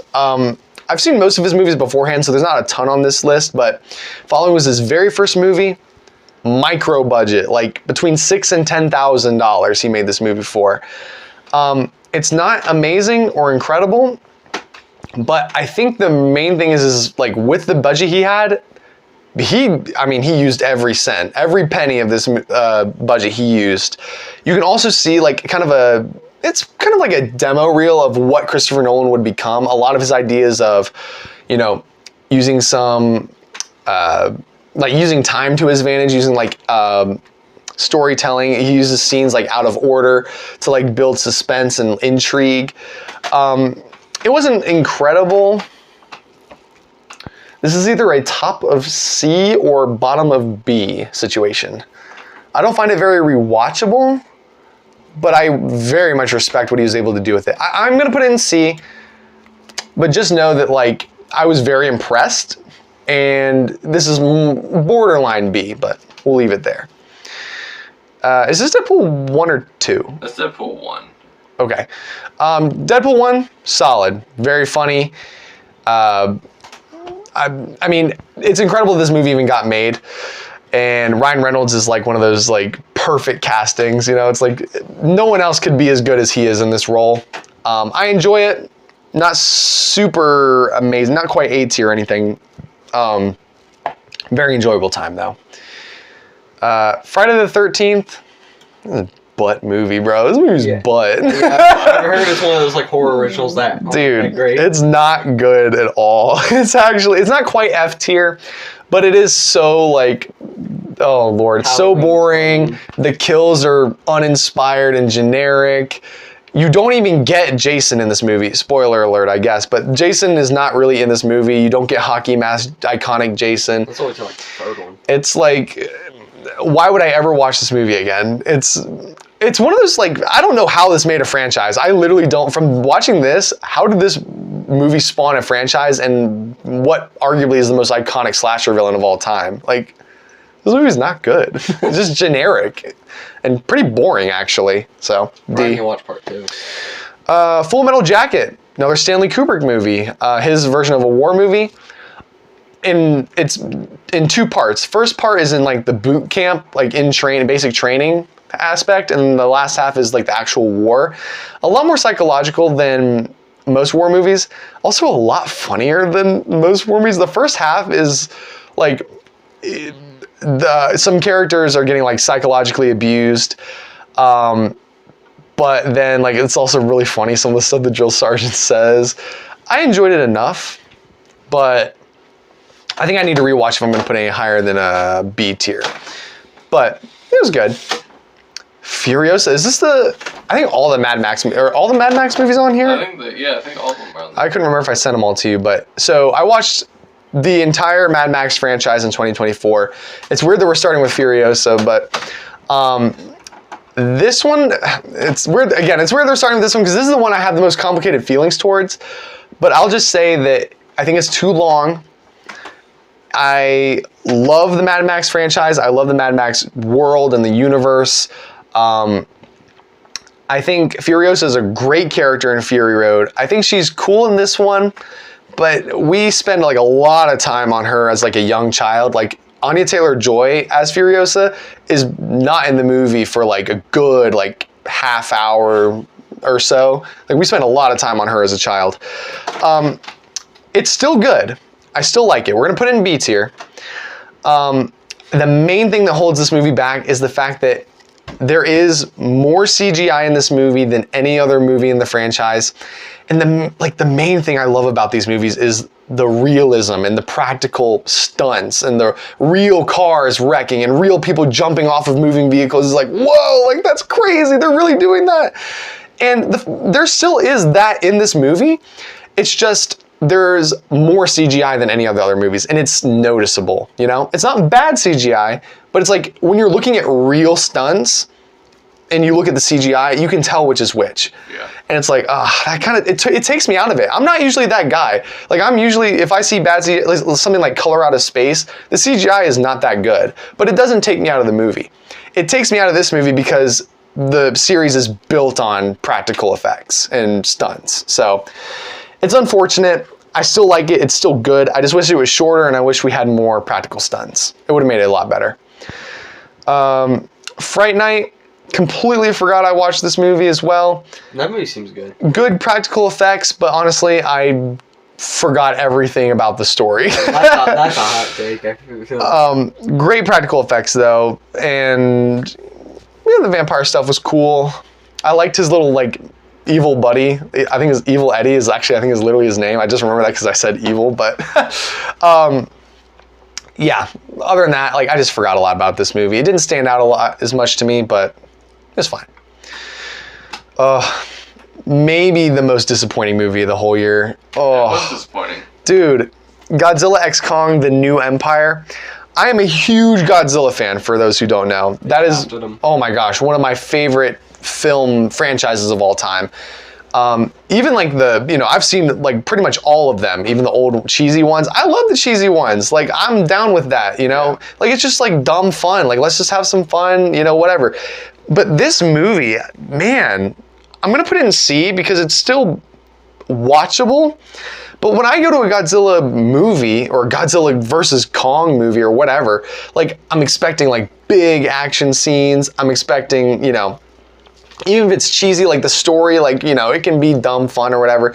But like we focus way too much on human stuff and also Kong, which like some of the Kong stuff I liked, where it was like there was not a lot of dialogue and it's visual storytelling, and that was cool. But just like you said, Godzilla's barely in this movie. Like 50 minutes. I would have felt better if this was a standalone Kong movie. I think it would have made it better. But the fact they're like Godzilla and Kong, Godzilla x Kong, and Godzilla's like barely in this movie, it was just like... It's cool when he gets pink though. Yeah, but it's like, I feel like that wasn't even earned. And I can get down with the cheesy, dumb storytelling stuff, but there's so many times where I'm like, how did we get here that fast? Like, you went from here to here and back, and there was like 3 cuts. It was like, hello? Yeah. So it felt like they were trying to make it like they didn't care. They're like, oh, let's make a dumb movie. They won't even care how dumb it is. Let's just make dumb. It's like, okay, well, I still like a little effort, But the couple of fight scenes we got, especially the ending one where they're like floating around and fighting, like that was fun. It was good. So it was just disappointing. Good, the Bad, and the Ugly. I feel pretty much the exact same that you do about this, where there are parts of it that are good. Stylistically, it was cool. The climax is really good. Yeah. The climax is really good, actually. I think Clint Eastwood is awesome. Like, he's just cool. He's one of those actors that just like, kind of like a Keanu Reeves of nowadays, where he just oozes that cool factor. So Clint Eastwood's cool in this. I think I said the word cool like 50 times just now. I think Tuco is pretty funny. The scene where he comes out of the bathtub where the guy's like looking for him. He's like, if you're gonna shoot, just shoot. Don't stand around, or whatever it is. Highlight for me is the soundtrack. I think the soundtrack is so awesome. It's cool. Very iconic too. Like you can hear I heard it in this movie. I'm like, oh wow, like so many other soundtracks have used this kind of vibe.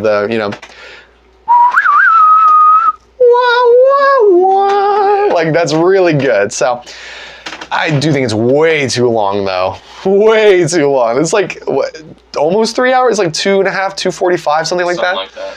Way too long. And I'm already not a big Western guy, so I'm just going in C. But for me, I feel like that's actually a compliment because again, I don't care for Westerns, and the fact that a 2.5 hour Western got into C tier means it was good. Yeah. At least good. We got Gone Girl. So I was also there's a few filmographies I was trying to finish, Quentin Tarantino, Christopher Nolan, David Fincher. Didn't quite finish David Fincher's, but this was a solid movie. He likes to make a lot of like mystery thriller type movies.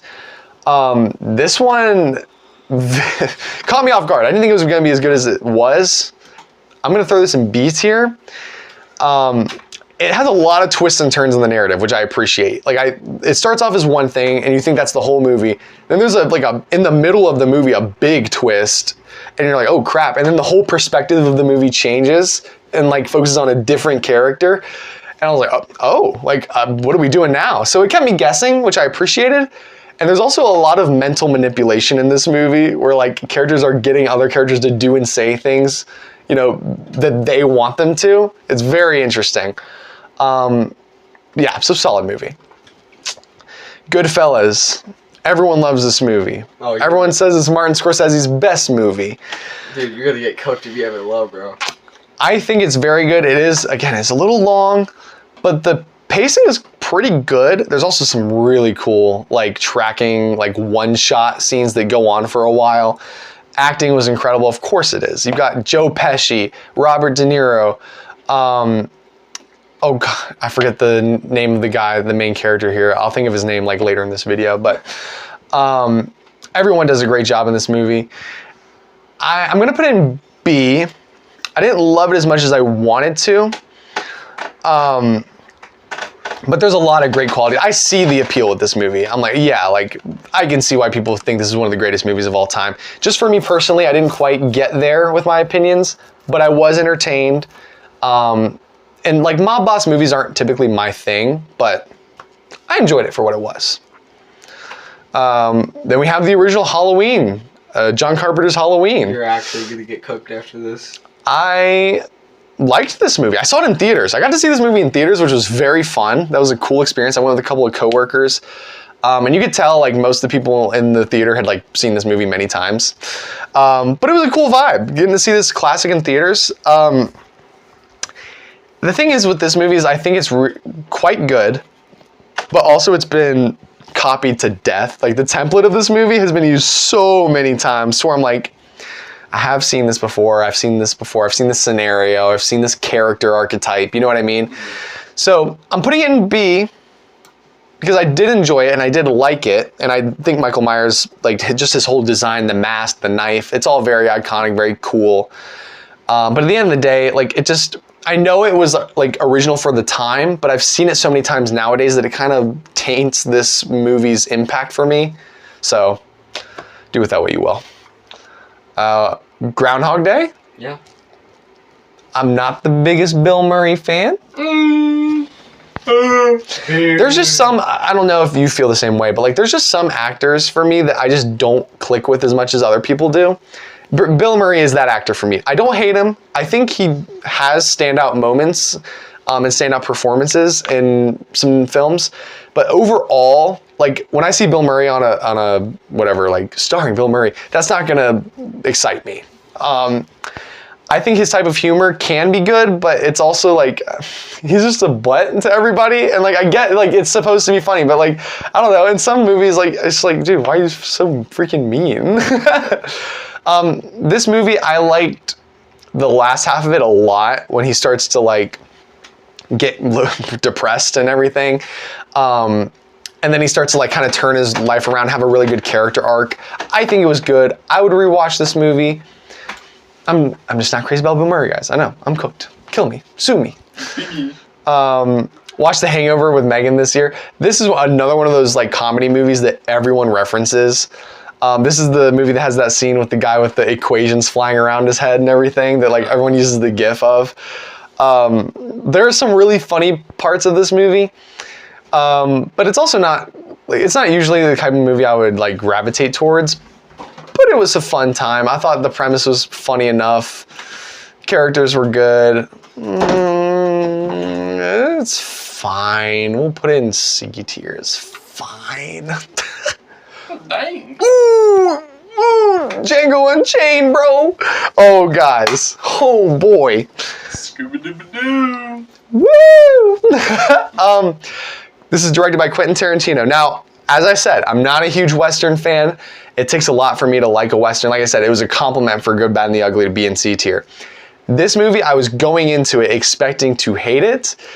And I was like, oh, dude, Tarantino does this thing where his dialogue sequences go for so long. I'm like, you pair that with a Western. Like, oh, I'm going to finish the filmography, but I was dreading this movie. And dang, bro, if I didn't come out of this movie loving it, I thought it was incredible. I think it was awesome action, great dialogue. The actors were all killing it. Christoph Waltz in this movie, Christoph Waltz and Jamie Foxx's character, their dynamic is so good. That's what really carried the movie for me. Leonardo DiCaprio is in here in a villain role, and he is like just chewing up the scenery that he's in. Like he's so like prideful and haughty, but then like he's evil. Samuel L. Jackson's in this movie, and he's evil too. Like it was great. I don't know if it's quite S tier, but it is a strong A tier. I could see this going up on a rewatch, but highly recommend this movie. This movie is awesome. Speaking of which. Oh, brother. That sounds good. Oh, brother. I already watched this in 2025 Guys, already. what am I going to say about The Happening? It's an A-tier movie. It's a horrible movie, but it is funny. It's an A-tier movie. I don't know how rewatchable this is for me, but this is another scenario like Doctor Strangelove where if we're over, we're hanging out, and you're like, yo, we should watch The Happening, I'd be like, aye. So funny. I'm going to put it in C. You're cooked. Because like, I'm not like chomping in the bit to like watch this movie again. And then when I want to watch a funny movie, it's not like the first thing I think of. But again, a lot of people like clown on this movie for being like horrible and trash, which it is, but I find it to be like a disaster piece, you know? It's so bad that it is kind of good, you know? So C tier for me. Okay, so I'm gonna need your guys' help with this one. I watched some Ghibli films for the first time. We can help. This is Howl's Moving Castle. You've finally experienced good film. Gage, I'm gonna need your help with this one. So I watched this, and it's a Ghibli movie, so automatically you know the visuals and the music is all just very beautiful. It's gorgeous. It's top notch. Just like she is God. The story of this, wow. I wish that we could pick a lane because there is a lot happening in this movie, and I feel like we don't get enough of any of it. That's my biggest issue. I like the relationship between Hal and whatever the main chick's name is. Sophie. Thanks. I really like the movie. I liked it, but I don't feel like it was as fleshed out as it could have been.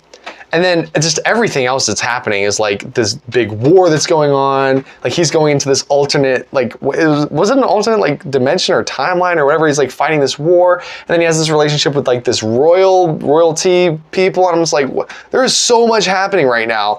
And I feel like a lot of it just does not get explained. So I was very mixed on this movie.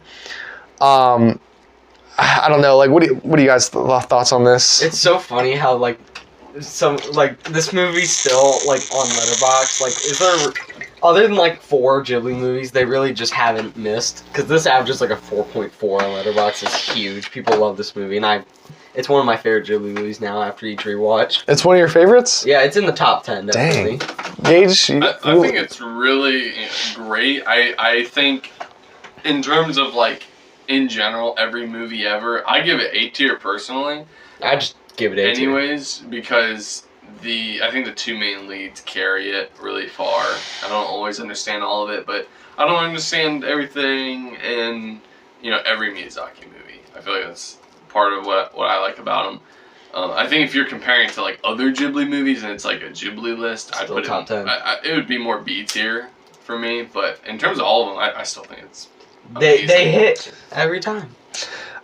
yeah, it's hard. I wanted to love it more than I did. I think, guys, I think I'm gonna put it in C tier. I'm sorry. Gavin has left. Gavin has left the chat. No, I'm coming back. I'm coming back. He's coming back. He's gonna finish the business. You're gonna finish the video? Bro, do you remember the literal gosh. song that Joe Hisaishi made for that movie? The music is incredible. Of course it is. The visuals are great.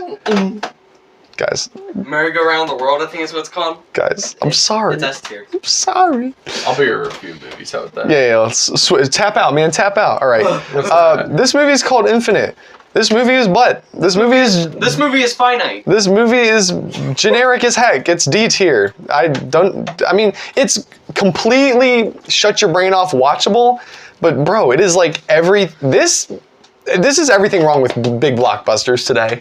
I watched this, it was a streaming movie, I think. I don't know if it ever hit theaters or not. I don't even care, but this movie is like, Bad. It's like, it has an interesting premise, but then like it goes about it in like the most generic, like Marvel quippy way possible. Yeah. It's everything wrong with movies right now. Not for me. Not movies, but like blockbusters. It's just everything wrong with it. I don't remember anything about it. Mark Wahlberg is the main character. Oh yeah. And like That's bad. it's just dumb. But like again, I can't put it in F tier because it's like not like offensive. It's just like this schlock that anyone could make and everyone is making. That's what every big studio thinks blockbusters should be, you know? It's like, ugh. So I didn't like that I think one. Mark Skip it, don't watch it. Mark Wahlberg should win an Oscar for The Happening. The Holdovers. Wow. Man, I really enjoyed this movie. I wanted to enjoy it more than I did. I think this is one of those ones that's going to become a Christmas classic for a lot of people. Paul Giamatti's acting is spot on. It's funny when it needs to be. There's actually a whole sequence, I watched this with Megan as well, where both her and I were like crying, laughing. It's hilarious. It's the scene where the main character like breaks his arm. It's so funny. Very heartwarming, very warm. The way that it's shot, like the very like vintage, it's like set in like the 70s, I think. Very vintage, like 70s, like the way that the snowstorms are captured. Very like warm feeling movie. It is a little long, and the pacing is sometimes hit or miss. I'm gonna put it in B. I would definitely rewatch this, and I would definitely watch this around Christmas time. But it's not quite A tier for me. He's good. It ends with us. I watched this movie with Megan. Megan wanted to watch this movie so bad. Oh, this is like a Megan pick. Yeah, there's a couple of these on here. Which, like, listen, my wife has put me on to some good movies, all right? I've opened up to the art of the chick flick. I'm getting there. There's some good ones. There's like some funny ones, but this one's not really a rom-com. It's more of like a romantic drama, if I were to categorize it as anything. It's a nice message, but like ultimately it's very forgettable. It was fine. It was watchable. By the end of it, I forgot everything that happened. It was good. It was a masterpiece, but I forgot everything. Yeah, it's fine.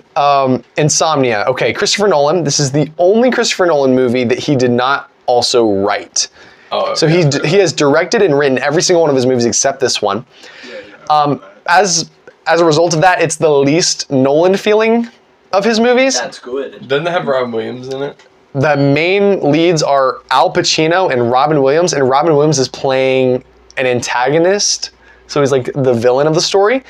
Very different role for him, but I like when he does that. I just love Robin Williams. That's interesting. So I like when Robin Williams takes these like kind of darker roles. I think it's very fun and interesting.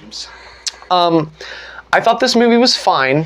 It is a little on the forgettable side. I want to rewatch it though. I'm due for a rewatch on this one.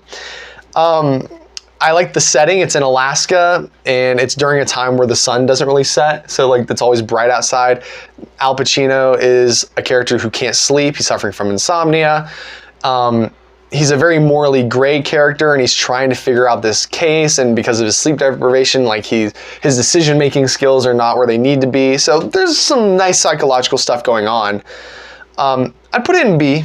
I think it's solid, but You know how big the B tier is now?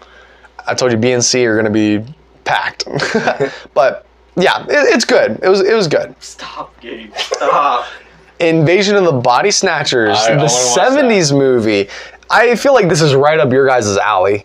We got Cool practical effects, great premise. Jeff Goldblum is not like a main character in this movie. He's actually more of a side character, but Jeff Goldblum is literally the same character in every movie. Even when he's not the main character, he only shows up in a few scenes, but he's still doing the anyways, have you ever thought about the idea of something more? Like, you know, like Yeah, he's great. he's just doing his thing. I just think I'm in the out dog, so like, you heard the rumor, right? So, That's funny too. Stop staring at the camera. The slow pan to the. I liked this movie. It didn't hit as hard as I wanted to, which sucks because I really liked where this was going, where, you know, the little alien pods come down from space and then they start like cloning people or taking over people's bodies, Like and The Thing, people, and people don't like. It's like mass hysteria, like this whole idea of, you know, people freaking out over nothing. Like there's some really cool themes of that. I enjoyed it. I think I'd watch it again. I'll put it in B. But I really, really, really, really wanted to love it more than I did. But strong enough. It Follows. You watched this recently. I watched that recently. Was that in my list, Gabe? This year? Well, No, it was before. It was after. I was gonna say I watched this this year. recent. I watched this year. What year? this year? So I want to know your thoughts on this. So feel free to chime in here. But I thought the premise of the movie was cool. I think the soundtrack was banging. The soundtrack was like really went hard for no reason. Oh, that's good. I'm watching. I'm just like, hey. Weirdly good. Some cool like synthwave kind of vibe. It was also cool because like it's like an undisclosed time, and the director even like I saw where he said like he didn't want you to know what time period we're in because it's like something you have like old looking cars, but then like the one girl has like a shell that's like digital like a phone, and it's like what is that? It's like so I kind of like the ambiguity. Ooh, Ambiguity. $5 word there of the timeline that we're in. It didn't quit. It didn't hit quite as hard. I just didn't. For too long. I didn't click here, but I like the theme. The theme for me was like, I think it was trying to delve into like STDs, like sexually transmitted diseases, because that's how the demon is passed along, and like how you can, you know, how it haunts you for the rest of your life and that kind of thing. So there was something here. Yeah. I just didn't quite capture everything this movie was putting down, but like, what did you think about this? I thought C tier. Really? But I agree with pretty much everything you said. I agree. So B tier. Yeah. I think I agree. It was fine. was okay. It was okay. Gavin was like, It could've been good. Gage was like, it's C tier. And Gavin was like, really? I think it's C tier too. I thought I didn't know if you liked it more. I didn't know what your thoughts were on it. He just like losing his mind. Staring at the camera. Okay, so Little animal bro. M. Night Shyamalan, I watched all of his movies this year, except for his very first one, which like doesn't count. It's a black sheep, whatever. It's not even directed by him. I like Shyamalan's movies. I like him as a director. I'm glad he's still making movies, though he is the most inconsistent director of all time.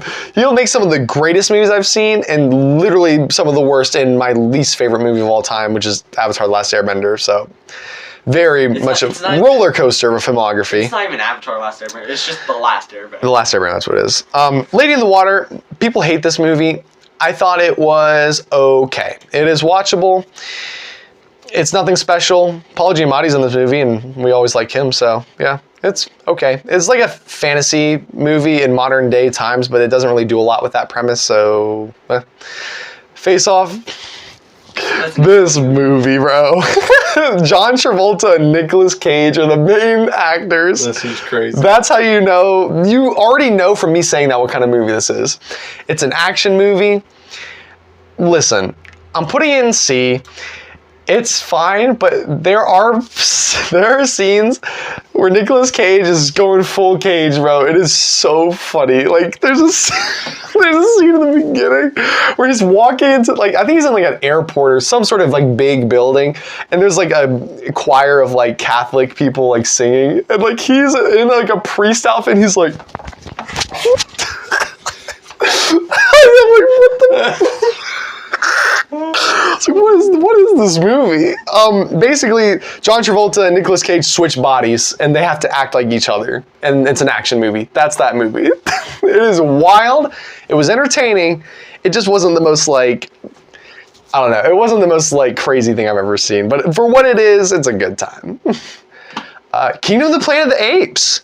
So You missed like half of this movie. I didn't miss half. Well, first of all, this movie's long as heck. I didn't realize this was like over 2 hours. 2.5 hours. So I wasn't expecting that. For context, we saw this in the movie theater, and I had to use the bathroom, and I missed a bit of this movie. But I saw most of it. I think all the Apes movies are pretty strong, honestly. Like, it's one of the most consistent film franchises, like, quality-wise. I think the more modern trilogy we got was extremely good, and this is kind of building off the same universe as that. The CGI in this movie is like out of this world. It's really good. It is really good. Where are these monkeys? Let me find them. Like the CGI is amazing. The mocap is incredible. I think the story they're going for is really cool. I think this is more of a slow burn than I was expecting it to be. So there are parts of it. I mean, it's a 2.5 hour long movie. I think it did drag a little bit in parts for me, but I did enjoy this movie overall. I'm gonna throw this in B tier. B for Do you hate that? Where did you rank this? A? I did A, but A. B ain't far. It's gone down for me. Tear down. I'm surrounded by the rotten people. Hey, I like the Apes movies. I like them. Knock at the Cabin, another M. Night Shyamalan movie. This is an interesting one to think about because it's a good movie. Very strong, great performance from Dave Bautista. Holy crap. Like, he was really good in this movie. The premise is cool. I just think that, out of all of the movies that M. Night Shyamalan's done, he usually likes to do big twist endings. This one didn't have one, and I feel like this is the one that needed it the most. Because I feel like it essentially takes the premise that you are introduced to in this movie about like it being the end of the world, and they have to, it's this family who's in a cabin. You get 4 people in here who are telling them that they've seen the future and that one of them has to kill the other one or else the world ends. Like that's very intriguing and compelling. Tough.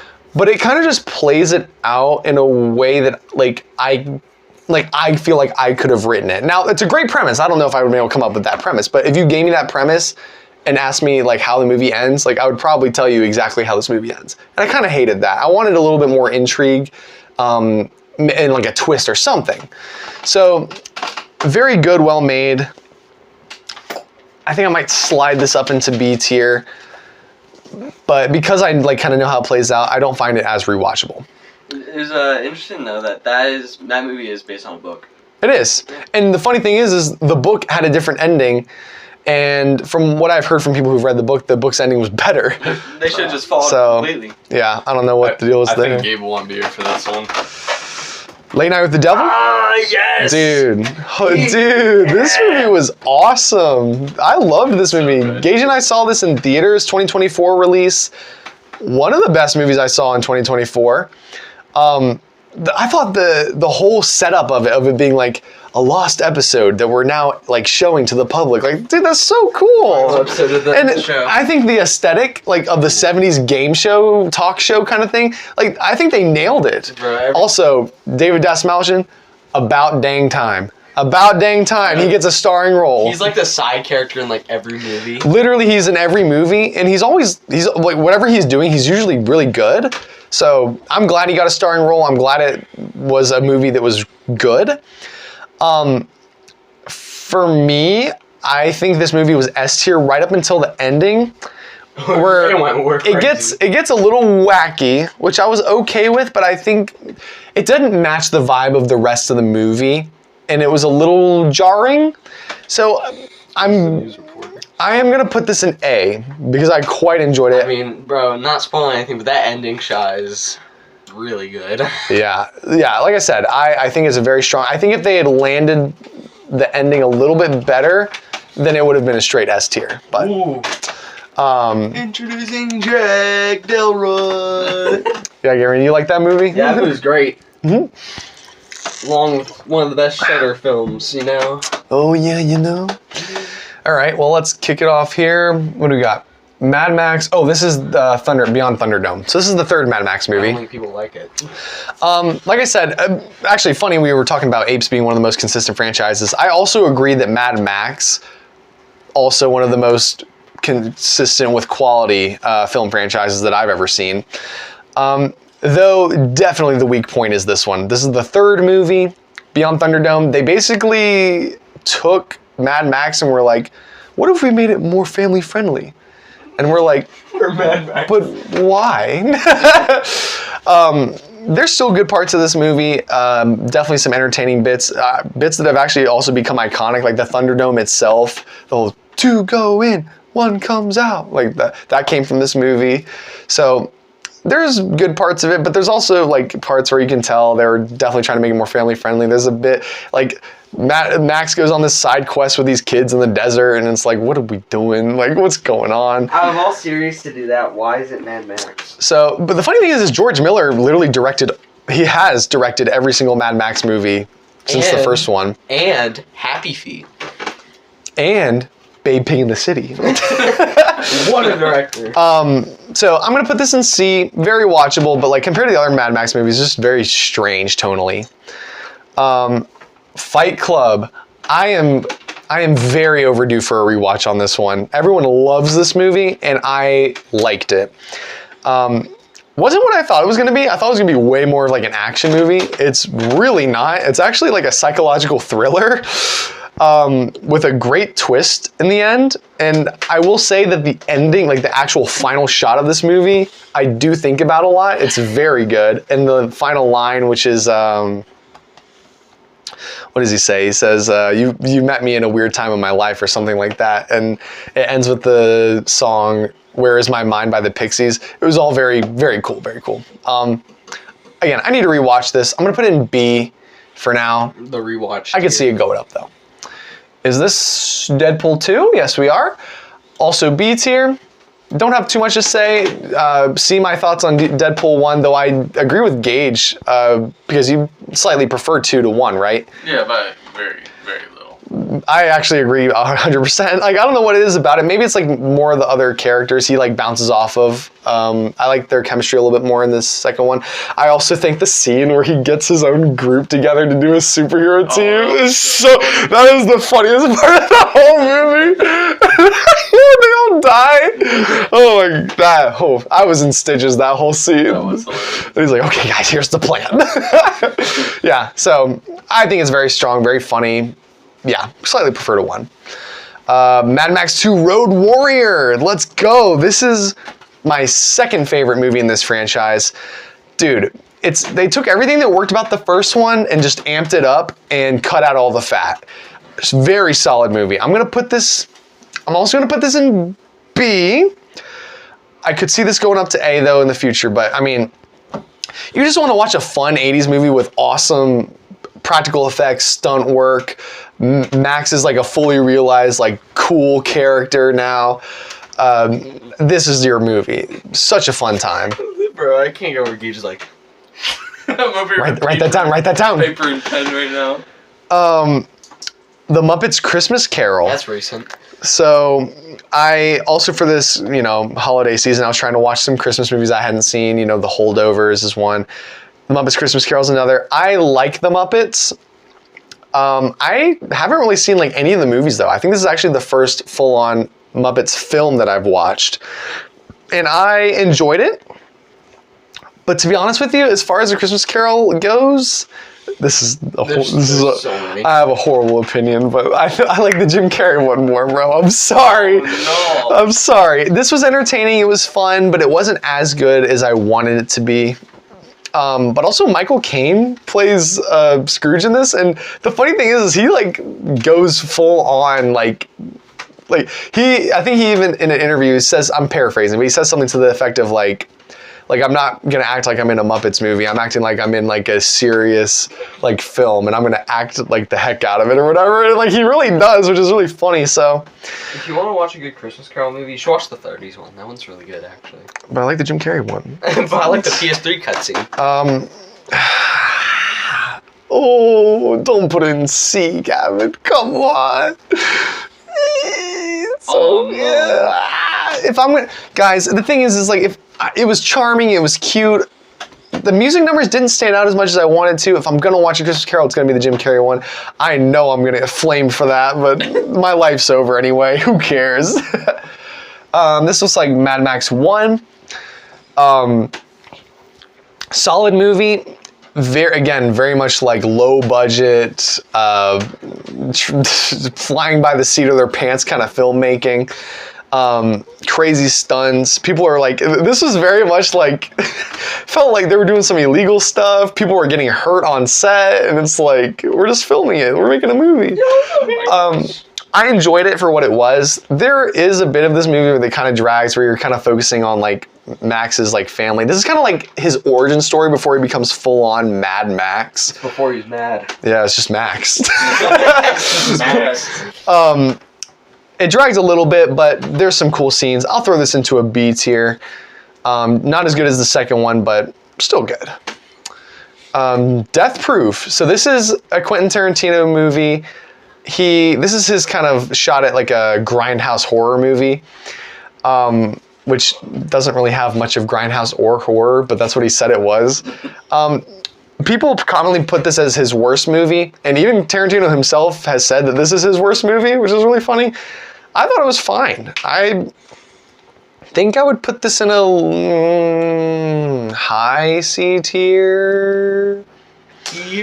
Low B, high C. We'll put high C. High C, bro. High C, my favorite memory. A lot of this movie drags a lot of the like dialogue. I'm like, okay, there's a really cool like kill sequence in the middle of this movie. He's jotting it down. And then, would you shut up? It's so funny.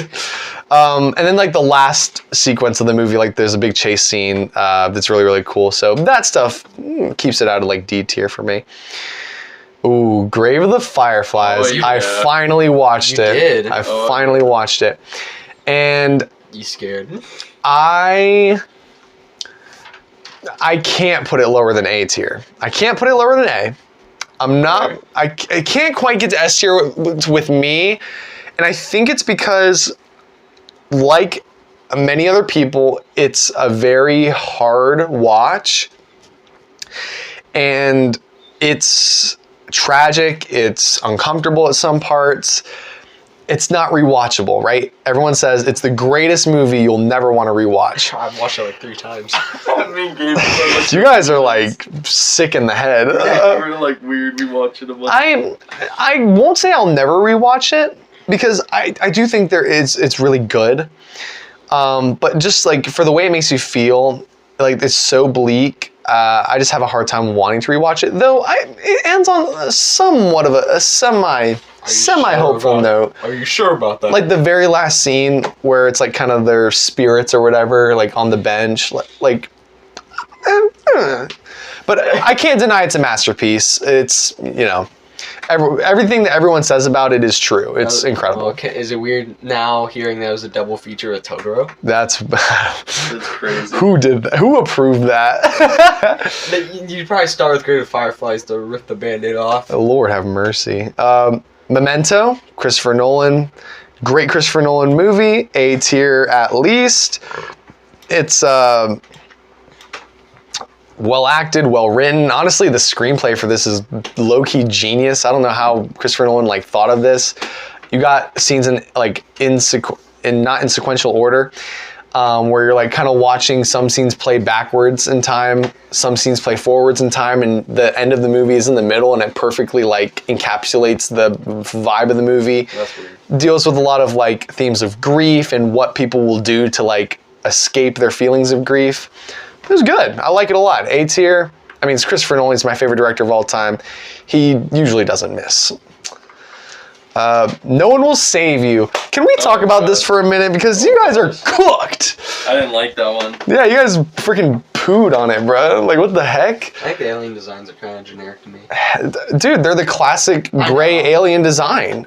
Listen, I'm coming from a place of, like I mentioned earlier, I love alien invasion movies, and this just like scratched an itch for me, bro. Like, this is everything I wanted from an alien invasion movie. Like, it's just the chick living alone. She's shunned by society. There's like almost no dialogue in the movie. It's a silent film. There's no dialogue. There's like a couple of lines that the main character says, but I liked that aspect of it. It's very visual storytelling. I just had a blast with this movie. I loved it. I'm putting it in A tier. Oh my gosh. I thought this movie was awesome. That ending was insane, though. I know. And at first, I didn't know how I felt about the ending. So I watched some, like, ending explain videos and reviews. And after sitting with it, I was like, you know what? I did like that. Less of a literal ending. And also just like, it was good. It's like, it was good. They don't do anything to her. It was good. It's because she's like too... It was good. It's like the aliens don't want to mess with her. It's because she's too traumatized by her past. Moving on. My Cousin Vinny. Joe Pesci is the lead role. Joe Pesci is extremely charismatic as an actor. He's just hairy. I thought this movie was solid. I thought it was funny at times. I don't have a lot to say about it other than B tier is probably where it belongs. I would totally rewatch it. People really like it. But it was good. It was like a courtroom drama, but it's like a courtroom drama comedy. Courtroom dramedy, if you will. Didn't it win Best Picture?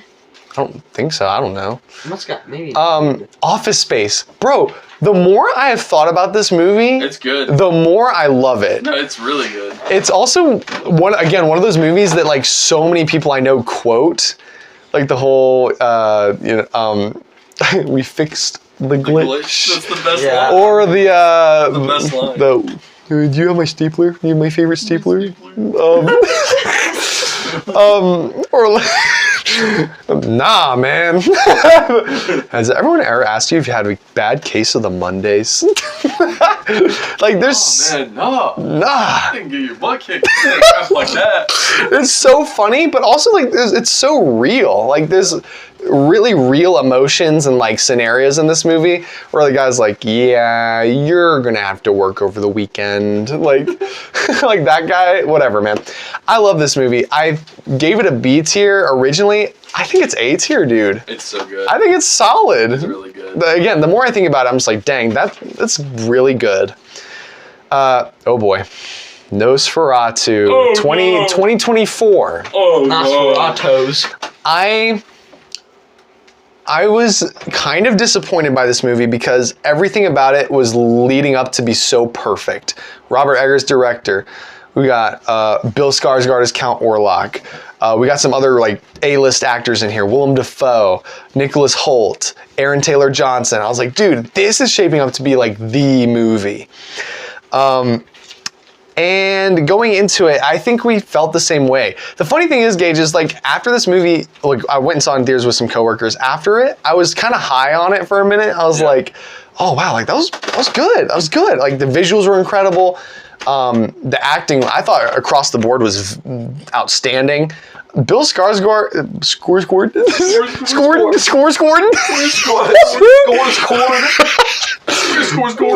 Bill Skarsgård absolutely disappears in this role. Like he becomes Count Orlok, and I thought it was awesome. How do you feel about the trucker stash? The stash was a little weird. That was a weird choice. A little sus. But Who are you? I love how they wrote that. those were the things that I was really high on, like the recency bias. I was like, wow, that was really good. But then the more I thought about it, the more like the story just like we focused on the wrong things, guys. Yeah. We way focused on this relationship between the main girl, like Nicholas Holtz's wife, Lily Rose Depp's character. This relationship between her and Orlok, like that was only really hinted at in the original 20s movie. Yeah. And they made that really like the main point of this movie. And I didn't care for it. I just didn't find that compelling. I feel like they just come And I found it kind of confusing, and like, why is this happening? Why would you do this? So because of that, still strong movie. I would still rewatch this movie. I'll put it in B. But that was one of those movies I was really should have been A or even S. You know what I mean? So I think we felt pretty much the same on that one. Yeah, no, I think we did. Exactly. I think I even said some of the same things, and I put it in a B tier as well. I think it's funny. It could have been great. It was good, but not great. Yeah. I think it's funny how Gage told me they brought the dorky hat back for Count Orlok. He had it in a scene or two. Yeah. The hat. Dude, Hereditary. Oh, Ooh, yes, that's a good sir. one. Yes, That's a sir. Bro, this is the only other movie in my Spooktober, like when I was watching all those horror movies that like cut through, and I was like, dude, that was good. This is also one of those only horror movies where people say like, oh, scariest movie of all time. You got things like, The Exorcist. You've got The Blair Witch Project. You've got the Texas Chainsaw Massacre, The Conjuring. Like, you know, those are the normal ones where people are like, oh yeah, that's the scariest movie of all time. I like those movies. I didn't find them that scary. So this was another one, popular answer for scariest movie of all time. And I'm like, all right, sure, whatever. I'm sure it is. And then I go into it, and first of all, it's actually more of like a family drama, dealing some really heavy subject matter. The acting across the board is just impeccable. And Toni Collette in this movie, oh, so good. So it's like, wow, like this is very heavy stuff. Like I was intrigued. I was like sucked into the narrative here. But then the horror aspect is genuinely terrifying. Very like scary. I thought it was so, this is the first movie to genuinely scare me after the credits rolled in a long time. Yeah.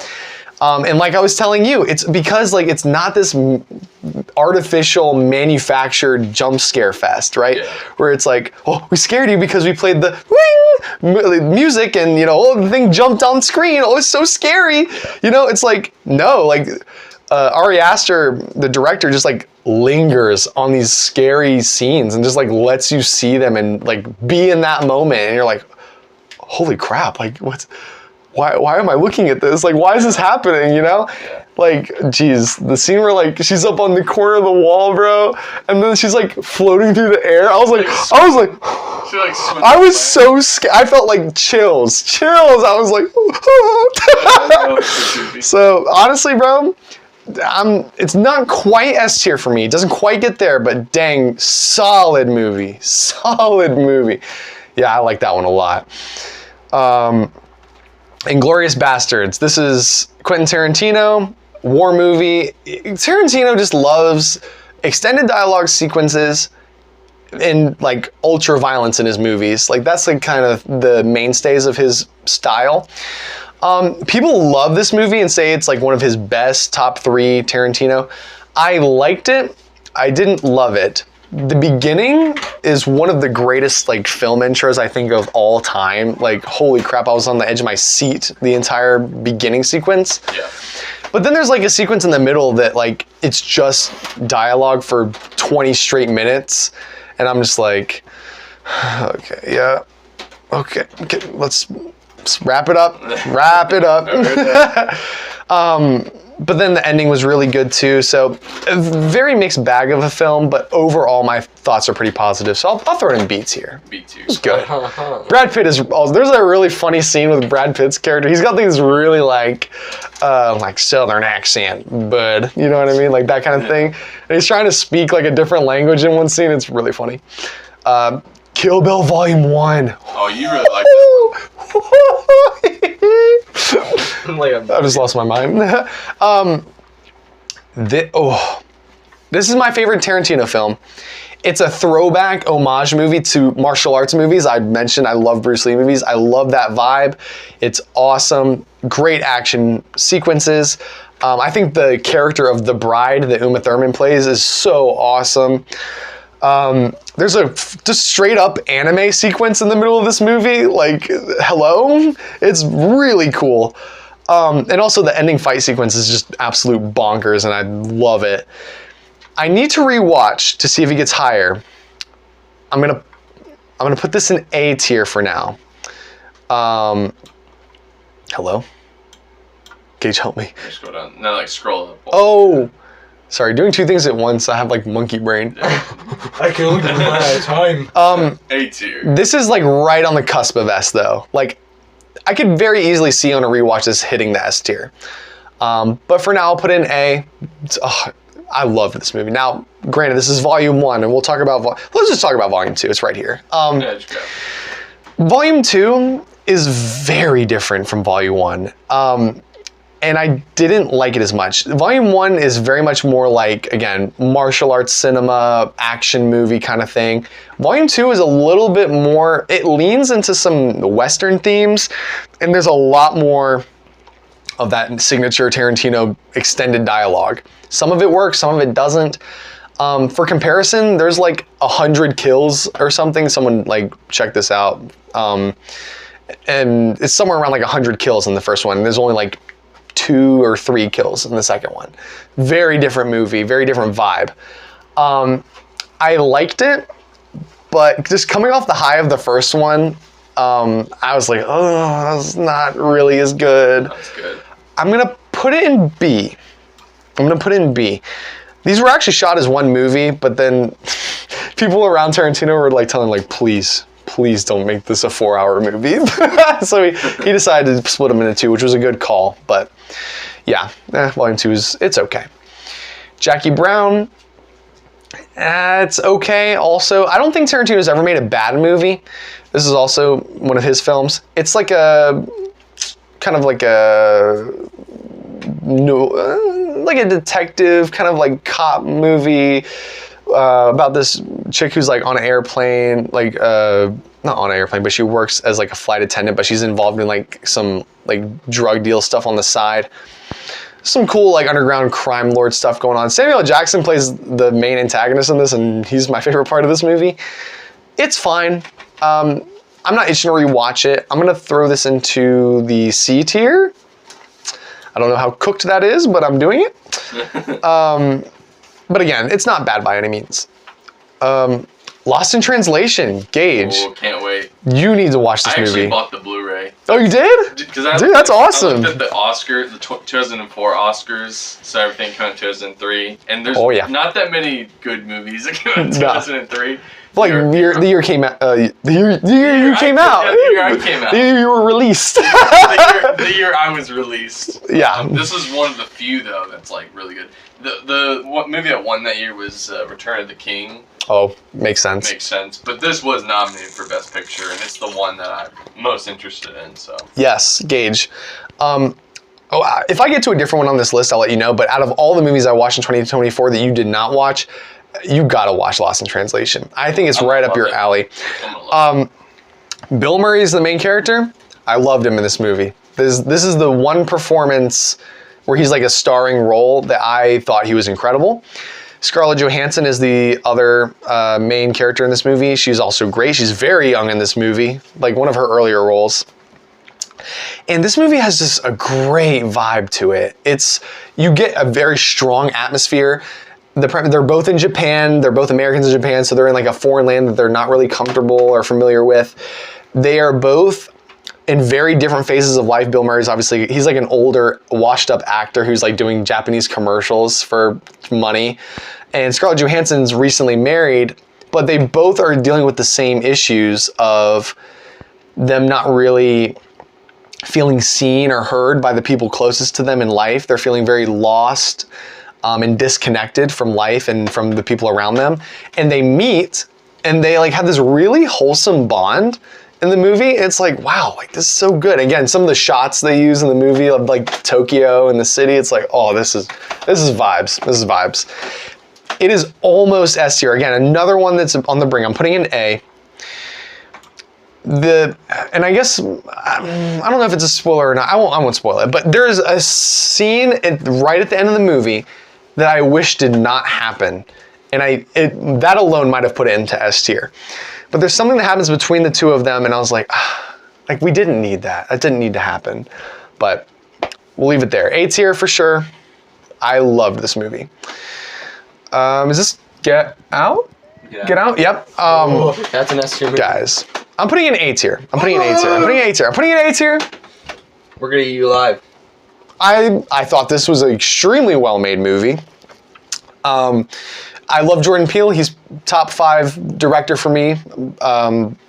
Very strong top 5 director. I thought the performances in this were amazing. Very unique, original idea for a horror movie. Pretty creepy. And just like the reveals that happened in the end, I was like, oh, what? Like crazy stuff. So I enjoyed this one a lot. It's also, Jordan Peele's signature style of like creepy horror mashed with really funny comedy, and like he mixes them in such a great way. The scene in the end with his buddy where he's like, TSA agent, we handle it, whatever, yada yada. Consider this situation freaking handled. I love that. Yeah, so that part is crazy. Yeah, I thought it was awesome. Jordan Peele has not made a bad movie at all. He's actually made 3 incredible movies. Glass. Ooh. The Unbreakable Trilogy. Is this the first? This is the Yeah, first one. wow. Okay, I guess I'm ranking the last one first out of the trilogy. But this is the last movie in the Unbreakable trilogy, and this is a very polarizing movie. I'm not going to get too into it, but I will just say, after watching Unbreakable and then Split, I watched them in order for the first time. The first act of this movie is extraordinary. It's S tier, and I loved every second of what I was seeing in the first act. I was like, oh my gosh, they're doing everything right. Everything that I would have wanted is happening. They're paying off stuff from the other movies that's like, oh, this is so cool. Act 2 goes down a little bit, but it's still really good. This whole trilogy is about like subverting expectation. M. Night Shyamalan is very much trying to kind of deconstruct and subvert a lot of like superhero comic book movie tropes. It becomes a lot more psychological in the second act. I was down. I liked it. I was like, okay, we're doing something different. This makes sense. We're good. And then the climax happens, and M. Night Shyamalan takes the swing of the century. He had some balls for making the decisions he does. I can see why people hate this movie. It's all because of that climax in the third act. People absolutely hate this movie and disown it and will watch the first two movies in the trilogy and not watch this one. It's just such a huge swing to take with these in the end of a trilogy, you know? I saw what he was going for, and I respect it. I'll put it in B. And I think that's a hot take. I think most people would go C or under for this one. I liked, the first two acts are so strong that I would rewatch this movie, and I can get past the climax. But yeah, he was brave for that one. He was brave for putting that ending in there. Mean Girls. Now let me just tell you something, guys. Let me just tell you something. This movie's good. B tier. Fair. Megan's put me on to some chick flicks, some rom-coms that I would have not otherwise seen. Mean Girls might be the best one. This movie is very funny. It's also very like 2000s, which I appreciate. That was like the era that, you know, I grew up in. But it's also like very like relatable, you know? It's like things that teenagers deal with and say, and like people like talking behind people's backs and everything. And then like in the end, it's kind of like called out, you know? It's good. It has a nice message of like, you know, if you have a problem with someone, just talk to them. You know, don't talk behind their backs. Don't like shun other people. Don't bully people. Like, you know, it's a nice message, but it's also very, very funny. The funniest scene in this whole thing is there's a scene where like this girl is like giving a speech in front of like the school, and she's like crying, and it's like very heartfelt. And then there's a dude in the back who's like, she doesn't even go here. And the teacher's like, wait, do you not go here? And she's like, no. So I like this movie. Also another one that a lot of people know and love and quote. So that's a good time. I'll rewatch that one. Is that Mandy? Oh, it's Mandy. Oh, this one's gonna hurt, guys. I don't want to do this, but I am putting it in D tier. Ooh. Oh. Oh my god. Guys, I wanted to love this movie. Nicolas Cage, chainsaws, horror. Guys, it's a match made in heaven. What are we doing? The problem with this movie is that the first half is so boring. Nicolas Cage is barely in it, and it's low-key like pretentious, and I hate that. It's like very like, ooh, look at these camera shots and these colors. Ooh, look how psychological we are. It's like, guys, I don't care. I didn't put this movie on to watch you be pretentious with your cool color grading. I put this movie on to see Nicolas Cage chainsaw some evil people, which that is what the second half of the movie is. So I feel like if the first half was relegated to like 20 minutes tops of the movie, and then the rest of it was the Nicolas Cage stuff, I would have loved this movie. But as it is, like that first half is so boring to me, and like I hated the way it made me feel, that I just don't have any desire to rewatch it, and it ruins the like second half. The second half, when it's happening, I'm invested. I'm like, oh, this is awesome. I wish this was what the whole movie was, you know? I wish I had to wait through all that slog just to freaking get to the good stuff. So as much as it pains me, I wanted to love this movie. I love Nicolas Cage, And I know people love this movie, but I just couldn't get past the first half. I thought it was horrible. I thought it was horrible. Sorry, guys. Wait, but I have to mention the scene where he goes full Cage in the bathroom. You guys have seen the clip where he's like, he's in the bathroom. He has no pants on. He's in underwear, and he's just like, So guys, Nicolas Cage is S tier, like just a human. But anyways, we have Monty Python and the Holy Grail. What is that? This is one of those movies, again, that people quote a lot. There's people at my work who love this movie, and they were like telling me, like, you have to watch this movie. It's so funny. It's a parody movie. So it's like a comedy parody of like the Holy Grail, like, you know, medieval type of story. But it's like they're, you know, meta humor, breaking the fourth wall, and they're like saying really funny stuff. I enjoyed this movie. The more I thought about it, the more I enjoyed it. I'm gonna put it in B, not quite A. I could see it going to A in a rewatch, but there's some really funny clips in this this movie. I liked it. Miguel Wants to Fight is the name of this movie. You guys probably never heard of this movie. That was the hardest one to get. Like very under the radar. That was very under the radar, bro. I had to get that picture from somewhere else. Are you serious? I couldn't get it from a visual source. So you had like 1 or 2 movies on your list where you were like, no one knows this movie. Oh, yeah. This is that movie for me. I had 3 and 4. And that movie, what was it? Would you say Parked? Was it Parked? Oh, Parked. But no one knows that movie. No one knows anything about that. This is that movie for me. It's a Hulu original. I don't even know how I found this movie, but I found it somehow, and I watched a trailer, and I was like, that could be cool. A kid in the neighborhood has never been in a fight. His friends are all about to graduate and like possibly move on with their lives, and so they're all there, you know, kind of for their last semester of school or whatever. And so the main kid's never been in a fight, and he wants to get into a fight. Like, that's the premise. And it's funny enough, and there's actually a really cool like anime sequence in it where like he imagines he gets into this fight and it's like really over the top. That was the best part of the movie. But overall, like, so forgettable. And I hate that because like nobody knows the movie, so no one's even gonna like hate on it. But I gotta be honest with myself, it's kind of D tier. I'm sorry. My fault, bro. No Country for Old Men. Oh, I forgot that was this year. Oh, Gage. I have a weird relationship with the Coen brothers. They make movies that are not quite on my wavelength, though I can accept the fact that they are like really good. In some cases, masterpieces. This movie's just not on my wavelength. It's well made, but I feel like the whole point of it is like they're subverting expectations at every turn, right? And that just didn't like work for me as much, though I have to say, the gas station scene. I don't spoil it, Gavin. The gas station scene. I'm trying to get Gabe to watch it soon. That might be my favorite scene in the whole movie, to be honest. It's so good, it's peak. He's so cool, dude. Like that is, bro. Dude. Last year, if we did the awards, bro, he probably would have won Best Actor. Like that's how good it was. I agree. Very creepy. But so much of this movie just, again, it's not my kind of thing, not my kind of movie. The ending was very abrupt. I understand that was the point. I'll put it in B. Are we okay with that? That's crazy. I think it's way better than that, but to each their own. You're allowed to have horrible opinions, I guess.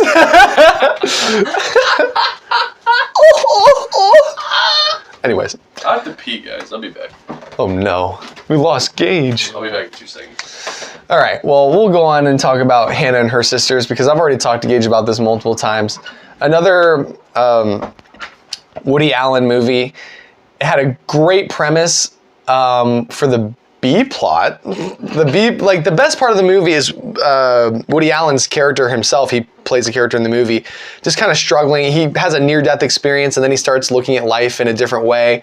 But like he's more stressed than anything. He's just like thinking about, oh, like life is so pointless. Like I would have died, and my life would have amounted to nothing. Blah, blah, blah. And like he's kind of going through an arc. And the way that wraps up is really good and satisfying and awesome. I loved it.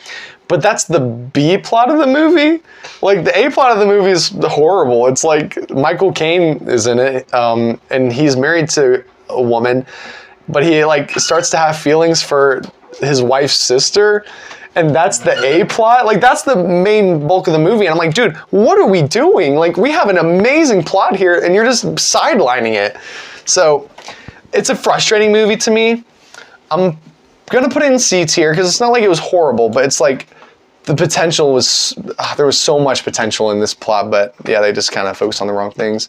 Oh, I guess I did watch Isle of Dogs for the first time in 2024. Oh, that's awesome. I watched it with you guys. I thought this movie was great. It's good. It's really so good. The stop motion was incredible. The voice acting was great. I loved all. Wes Anderson, again, we've talked about this. He's one of those directors, he can just make calls to people and people will show up. Like, to all these big name actors. I thought the premise was cool. And people, like, the biggest criticism people usually have is for Greta Gerwig's, like, American character. Yeah. I liked her too. I honestly thought it was great. It doesn't quite hit the S tier for me, but I am putting an A tier, and I would absolutely rewatch this movie. I think it's very masterfully done.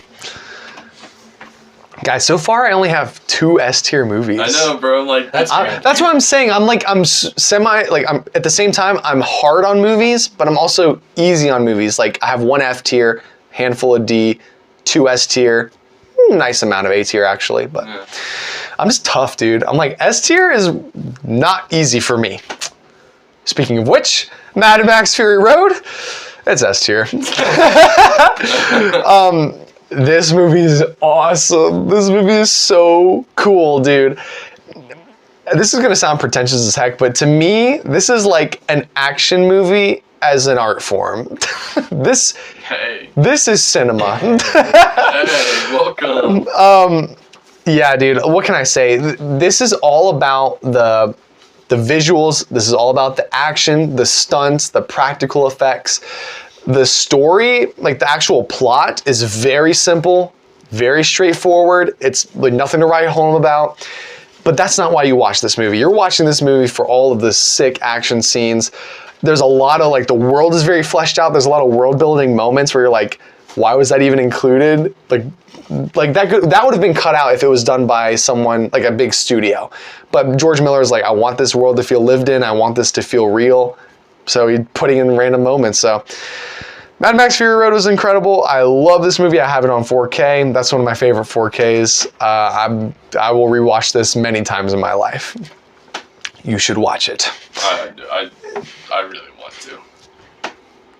Anyways. Speaking of mid-sized sedan. Why do you know that? Why do you know that? Old M. Night Shyamalan. That's like the best part of the movie. People crap on this movie a lot. Similar situation with Lady in the Water. I think Old is better than Lady in the Water. I'm gonna put it in C tier.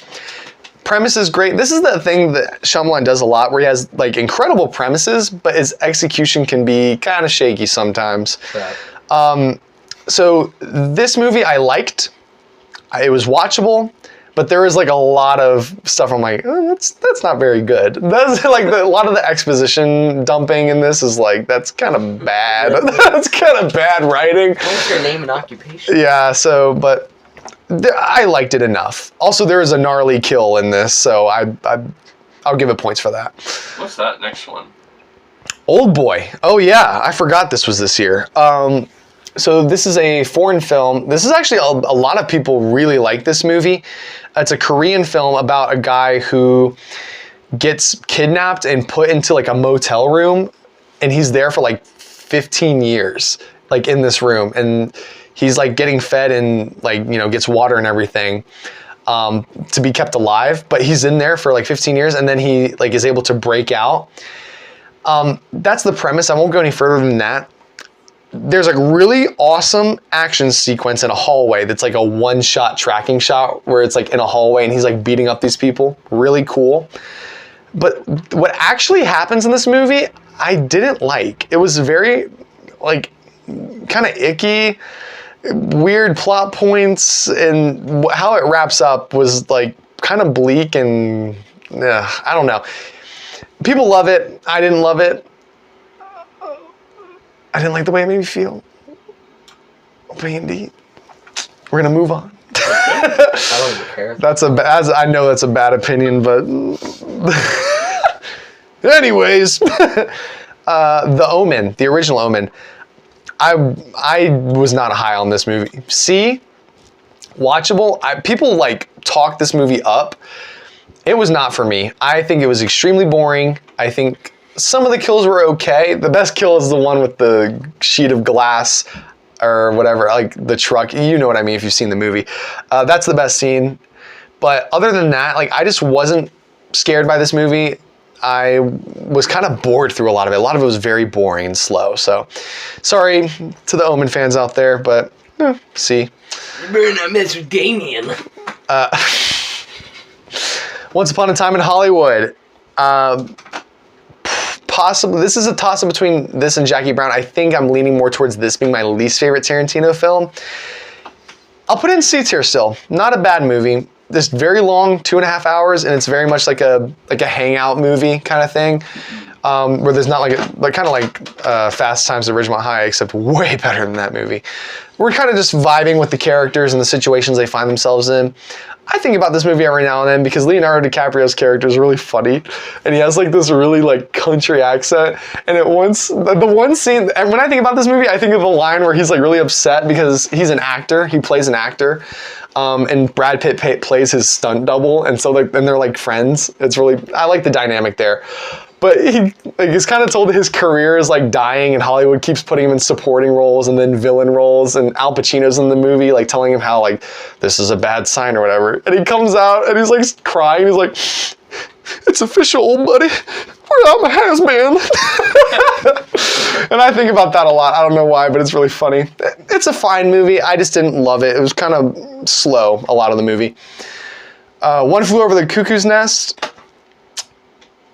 Oh, this is hard. I need to rewatch this. I'm going to put this in B. That's the rewatch tier. I need to rewatch. But specifically, there are ones on here where I'm like, I think if I rewatched it, I would like it more. I think this is one of them. Jack Nicholson, main role. I've said it multiple times. He's just absolutely amazing. The premise is very cool. We're in a psych hospital. People are like, not mentally well. He pretends like he's mentally unwell, but then he starts to make a really like wholesome relationship with a lot of the patients and like treats them like actual people. There's a lot of like really cool like human rights kind of vibe and themes in this movie. And it won a ton of Oscars when it came out. I need to rewatch it, but it is very solid. Only Yesterday. Oh, guys. Help me. Careful. Very careful. Gage, I think we feel the same about this movie because I think the premise, there is a version of this movie that I would have loved. Yeah. I think the way that it is edited together, though, is not... It does a disservice to this story. Meaning, I think you've said this, we are flashing back between when she was in her childhood and her present day self, the main character. And I feel like that happens a lot. And I feel like sometimes when we flash back, I don't know why. It's like we're flashing back, it's like she's remembering something, but like, why are we having this memory now? How is this moving the plot forward? It sometimes felt like we were flashing back to things that like didn't matter, didn't drive the plot forward. And it was kind of distracting at some points where I'm like, okay, I'm kind of invested in this, and then flashback. I'm like, okay. And it's like, okay, we did that, now we're doing it, and then flashback. I'm like, I had a hard time getting invested. And then in the end, like near the end, we get like this really, like a character that would have been really integral, like the little boy character in the end of the movie. I feel like he should have been way more important. He could have really provided a lot of like drama to the story, but like he's introduced in the last like 15 minutes of the movie. Or 15 to 20. It was like near the end. And I was like, why was this guy not in the movie the whole time? So, though I will say the way it wrapped up with like all the little kids, like memory kids in the train, that was awesome. That was the best part of the entire movie. I'm going to put it in a very low C tier. I can't put it in D. The Gage just like died. Gage just like heart palpitations. I got like a Charlie horse in my chin. I got a Charlie horse in my chin just from like the gaping mass. To the poggers, like the throat, bro. Dude, I didn't vibe with this movie, and I wanted to. Again, there's a version of this movie that I think I would have loved, but just the way that they decided to execute this story, I just didn't like it. I'm sorry, guys. The ending was good. That's Well, bad. I don't like you. The ending was good. Panic. Panic Room, David Fincher, very straightforward, 3 little hours. like bottle thriller movie. I liked it. Jared Leto's in this. He's kind of funny in this movie, actually. This is like such a watchable movie. You know what I mean? Like, but I also like don't think about it. I'll put it in C tier. That's fair. But like, I think it's a very high C. Just very watchable. Phantasm, C. It was Some people fine. really like it. I wanted to love this movie more. I kind of wish it was more psychological than it was, which is weird. I usually wish the opposite. But like, with this premise, I feel like we needed more psychological horror stuff, like sci-fi horror, but like it doesn't really happen. I know you watched that. Yeah, it's fine. Again, I watched it and I enjoyed it enough, but I was not blown away. Some people love it. It was okay. Well, a lot of people say the sequel's better. You might need to watch the second one. Pig. Again, I watched a lot of Nicolas Cage movies. This is the one where I felt like it was the most grounded and very dramatic, you know. It was well written and well made. It just wasn't a movie for me necessarily. You wanted Nick Cage going full Cage. Yeah, he was grounded, which I appreciate. And Nicolas Cage is a good actor, but I'm gonna throw this into the C tier. I just didn't connect with it a lot. Not the base! Not the base! What is this? Platoon. Oh yes, another military movie I watched. It was fine. Willem Dafoe's in this movie. He's young in this movie. He was great. It was, out of all the military movies I watched, like all the war movies I watched this year, this one was my least favorite. I'm gonna put it in C. I didn't connect a lot with it, but I did like Willem Dafoe's character a lot, and this whole like there's like a big theme of morality, you know, how war can affect you one way or another, positive, negative kind of thing. There was something there, but it just wasn't quite there for me. Porco Rosso! Oh, so guys, good. A tier, baby! A tier, baby! Yeah, you guys were hyping this up. Gage especially hypes this movie up all the time. And I was like, all right, well, let's watch it. It's a Ghibli movie. Don't be surprised. And, well, again, there are some Ghibli movies I'm not as high on, but like this one, dude, it's a vibe. It's a vibe, bro. Like the foreign, like Italian, European, we're in the war, but it's like in the ocean. Like it's such a good, his little island cove, bro. Come on. This is the I type, was vibing. I feel like it's the type of movie that if Ghibli didn't make it, could have been trash. Very much so. Like it's a very strange concept, but I also thought like it's gonna sound so stupid, but I think you agree with me. The English dub, Michael Keaton, he's not doing a lot. But I loved him. I loved what he was like. He is very almost monotone for most of the movie, but he's got like this cool macho energy. And it's like I loved it. Like he's not really, you know, going up and down. He's not doing a lot of emotional stuff. It's just cool. He's cool. And that's the character. So yeah, Porco Rosso was a great time. I thought this movie was awesome. You guys were right. It's good. They almost never miss. Renfield, guys. Cage beat. Can we talk about Renfield? You're watching the trailer for the movie. Yeah. You're like, oh yeah, and then Nicolas Cage Dracula. B, awesome. I thought this was an extremely enjoyable movie. Did you watch this, Gage? Wait, Renfield? Yeah. Oh, not yet. Okay. It's right here on the shelf, actually. Ooh, that's awesome. It's one of Kylie's favorite things. I haven't watched it yet. Yeah, dude, again, Nicolas Cage is full Cage, and they take full advantage of it in this movie. He's Dracula, and he's just going for it, and I love it. Nicholas Holt's character was great as Renfield. They play this whole aspect, like this angle of a toxic relationship. So Renfield's in a toxic relationship with Dracula, and it's so funny. Like, you would think this kind of movie is very stupid and could very have easily been so bad, but I enjoyed it. It's definitely kind of a dumb fun kind of movie. Hey, it was a good time. I'd rewatch that in a heartbeat. Prestige. The Prestige. This is A tier. Hey. Christopher Nolan. That's not my opinion. You can't do that. Christian Bale, Hugh Jackman. the twist, the themes of obsession, rivalry, how far you'll go to be the best, what you'll give up in the process. This Whiplash. Guys, what are we doing? This A tier. The twist at the end, bro, recontextualizes the whole movie. Come on. Maybe it could go up on rewatch, but I really liked it. It wasn't amazing, but I really liked it. Gage, you're good. I'm gonna kill you, bro. Oh my god. Oh my god. I love The Prestige. Again, Christopher Nolan's my favorite director for a reason. I think he makes movies that are on my wavelength. Prisoners.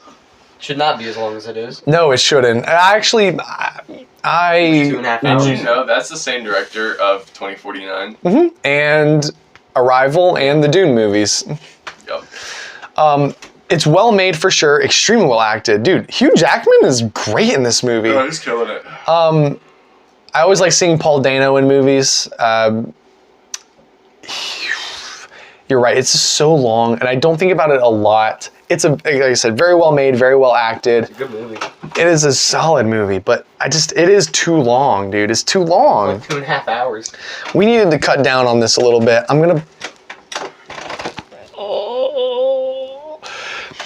I think it's like a B tier movie. With a C tier time. Exactly. That is literally like it's because B tier. I think like I can watch. I'll rewatch a B tier movie anytime. You know, like I can't see myself rewatching this one often. I'll give it an honorary B tier. That's exactly how I feel about Stalker. It's a B tier movie with a C tier time. Save that for this year. Save that for Yeah, the end of this. that's an honorary B tier. We'll throw it right at the bottom of B. What do we got? Rain Man. Have you heard of this movie, Gage? Didn't win Best Maybe Picture? I've heard of it. It did win Best Picture, and the only reason I know about it is because I watched videos on like Best Picture winners and nominees or whatever. I thought it was ranked video. And I never heard of this movie, but I heard the premise, and I was like, that could be good.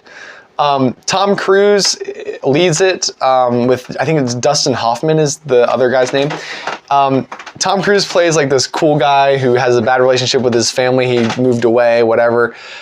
He realizes he has a brother that he did not know about that's older than him. And he also like has like a mental disability, right?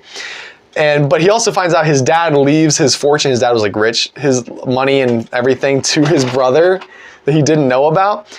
And so he essentially comes to this like mental hospital that his brother that he didn't know about is staying in and like kidnaps him. And it's like a road trip movie with this character and his mentally disabled brother. And it's very heartwarming. I liked the emotions it was going for. It was also very funny. They played it very well to where this is easily the kind of thing that can be kind of offensive for people who have mental disabilities, but it was played very well, at least in my perspective. And I enjoyed it. We're gonna put it in B. Yeah. I liked it. It was a good movie. It was a wholesome movie. Yeah, I think it's wholesome. We got Raising Arizona, another Coen Brothers movie starring Nicolas Cage. I figured this could go either way. I'm guessing the latter is why you watched it. It's okay. It's a C tier movie. Nicolas Cage is awesome, of course, but the premise is so strange. The premise is an ex-convict marries an ex-cop, and they want to have kids. They want to turn their lives around and have kids, and then they go kidnap a baby and try to raise it. That's the premise of the movie. Wow. It's very strange. It's very off-kilter. It's a very Coen Brothers movie. Again, they just make movies that aren't quite on my wavelength, but I could see why people would like it. Rango? That's true. I go A. It's B. Personally. B. Okay. Okay, I see. Listen, guys, it's good. I liked it. I got better. Guys, I liked it. It was good. Yeah, it's unique. I liked the grittiness of it, weirdly enough. It's an animated movie that's got some gritty grime to it, and that was cool. A little bit of a Western flavor. Johnny Depp was good in the lead role. It was funny when it needed to be. It was solid. Miss her mommy's mangoes. like your face, God. Yeah, I liked it. I just didn't love it. Spoons for life. Liked, not loved. Okay, finally we're here. Rear Window, the best Alfred Hitchcock movie in my opinion. A tier. Wow, I love this movie. Gage, I think you would like this movie. I mean, essentially it's a guy who's watching other people from his apartment and he witnesses what he thinks is a murder but doesn't have solid proof and he's trying to prove it. And we're mostly just in his apartment, like the entire movie. Very cool premise. I liked it a lot. Or you just crack your neck? No, that was my finger. Red one! Red one! Wait, you Red watched that? one! This was fine. Where Santa Claus is played by Terrence Fletcher? Guys, I think this is funny. So I don't think it's as bad as everyone says it is. I'm putting it in C tier. It's completely watchable, but on the same hand as Infinite, it is low-key everything that's wrong with blockbusters. Like, it's, you know, huge budget, CGI, quippy humor. It's everything wrong with blockbusters nowadays, but I did find some enjoyment out of this. This one cut through like this much more than that movie Infinite with Mark Wahlberg. Maybe it's because it was a Christmas movie. Maybe it's because I like J.K. Simmons. I don't know. But it was okay. Reservoir Dogs. This is Tarantino's first film.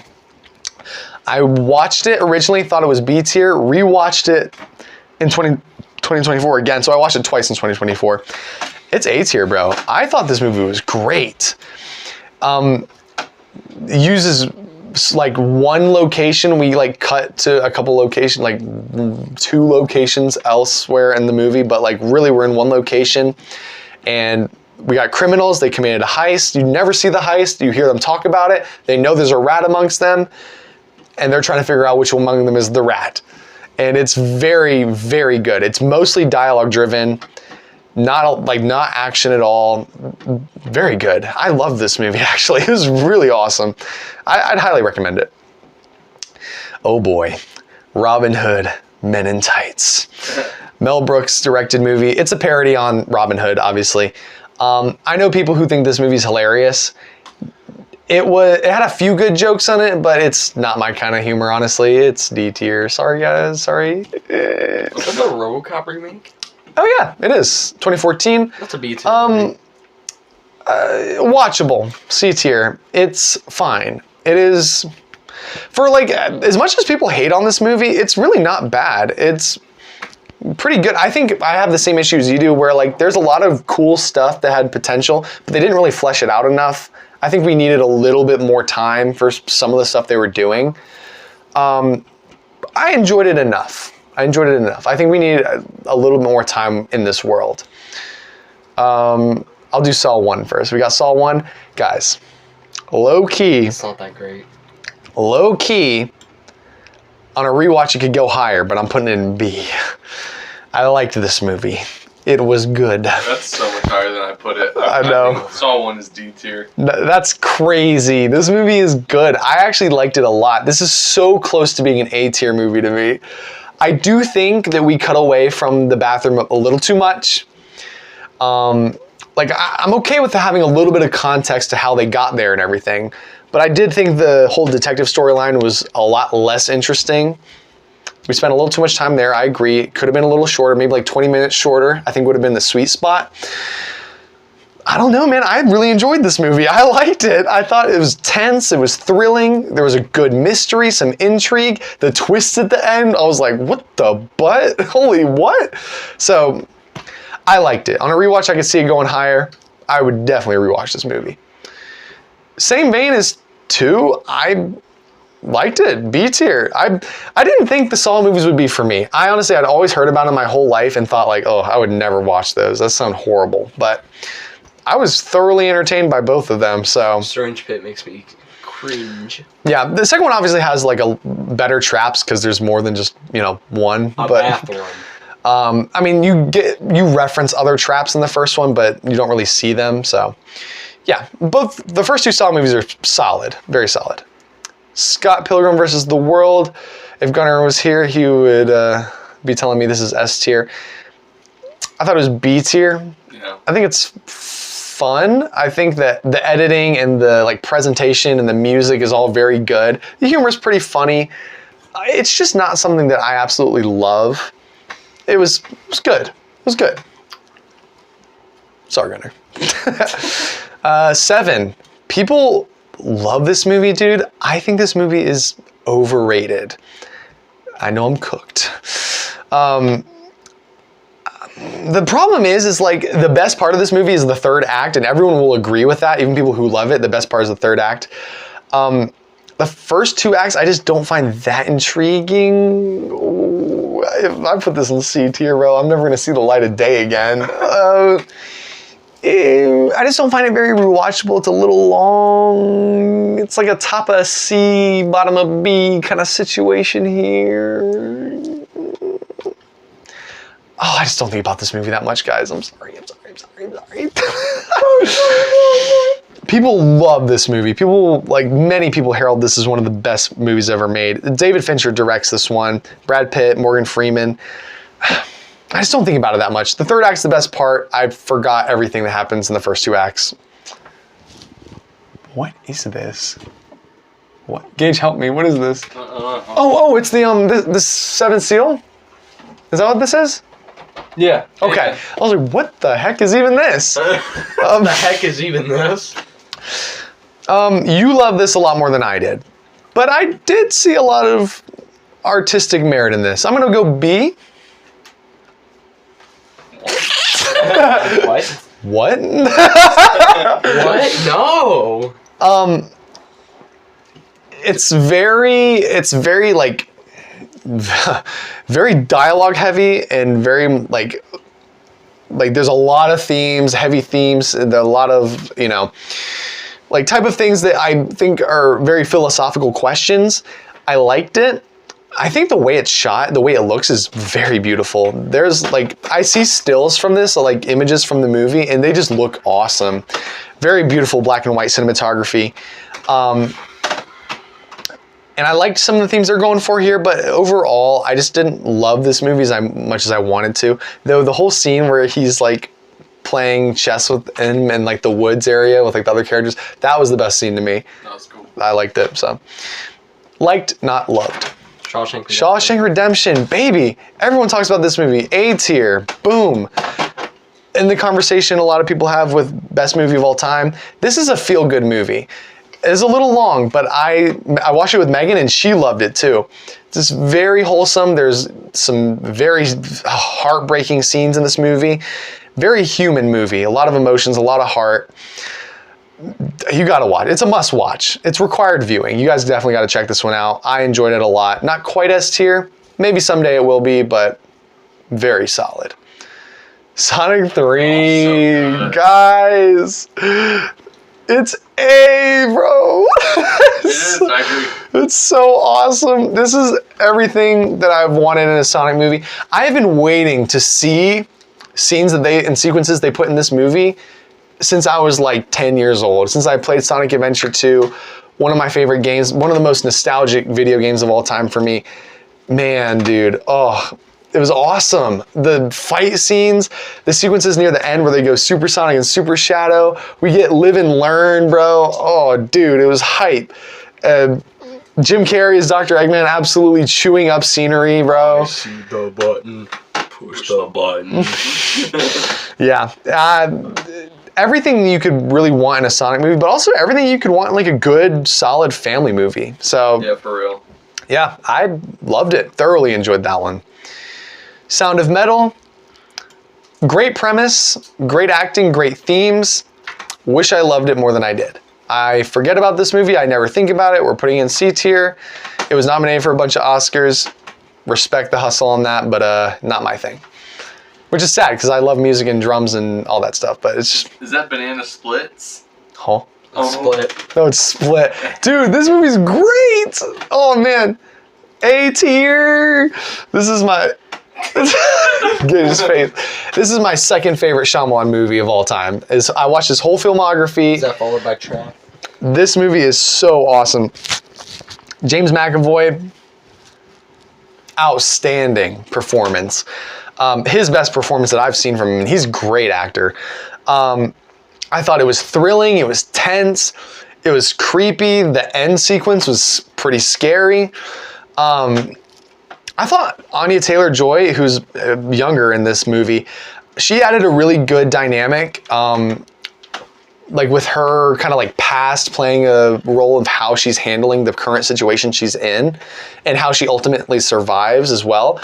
I thought it was good. I thought this is a very solid movie. I enjoyed it a lot. A tier. This is Taken. Oh yeah, it's Taken. It's just ache. Ache.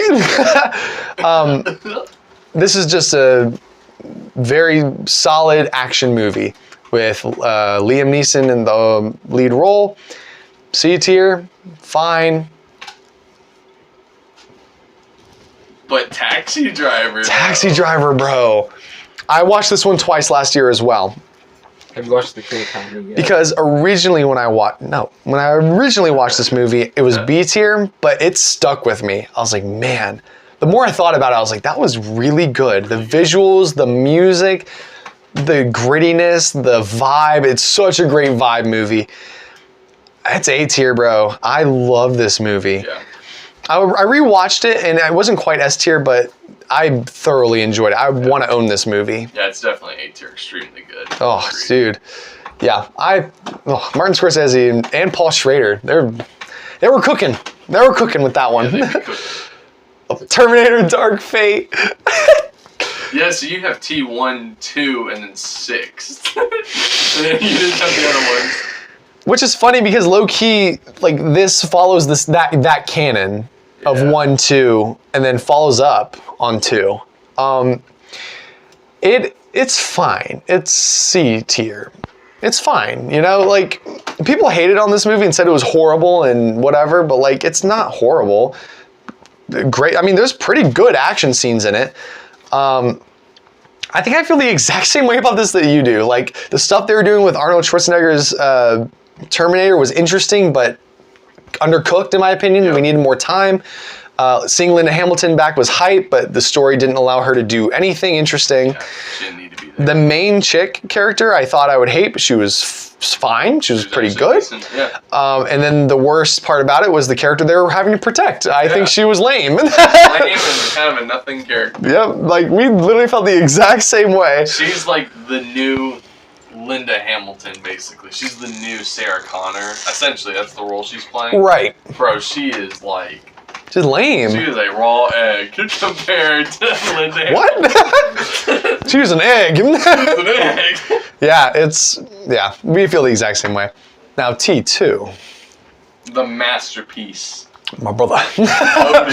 This is S tier. Can't be anything but. It's... Yeah. People, dude, isn't it awesome when we watch all of these, movies that people say, oh, this is classic, this is, whatever, masterpiece. Isn't it great when you watch a movie that people say that about and it's actually true? Yeah. And it's just universally, Yes, because there's so many movies on this list that like I watched off of recommendation from people or like online or articles saying best movies of all time, and I'm just like, it was fine. Like I get why people like it, it's just not for me. Things like T2, Mad Max Fury Road, these are ones where I was like, that lived up to the hype. That was as good as people said it was. Yeah. I mean, what's there to say about T2? It's incredible. It's incredible. Let's keep on going. The Conjuring, the first one. I'd never seen this movie. I'd seen, I think, every single other Conjuring universe movie except the first. Wow.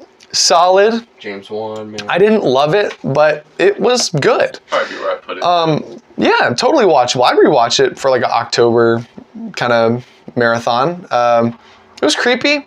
I like the Warrens as characters and the actors that got to play them, so dude, it was good. Favorite James Wan movie's Malignant. That went hard. I think I agree. That went hard. Well, that or Saw. Nah, Malignant went way too hard. The Devil Wears Prada. This is another one Megan put me onto. Pretty good. Meryl Streep plays an evil person in this movie, and it's so good. Not as good as Mean Girls. I'll put this in C tier. Lily that we work with, she loves this movie. This is like one of her favorite movies of all time. The Game. Underrated. Underrated. This is a David Fincher directed movie starring Michael Douglas and Sean Penn. And people dog on this one, saying that the twist at the end ruins it. People say that it's a pretty good like mystery thriller. That's what David Fincher, I think I've said that, like that's what he does best, is mystery thrillers. And people say it's a solid one, and then you get to the twist and it makes or breaks the movie. For me, it made the movie. I thought this was awesome. It's a strong B tier, like upper B, not quite A. I'd have to rewatch it. But I thought the twist was so funny and so awesome. There's just nothing else like it. You guys got to check it out. It's really good. The Girl with the Dragon Tattoo. This is a well-made movie, also David Fincher.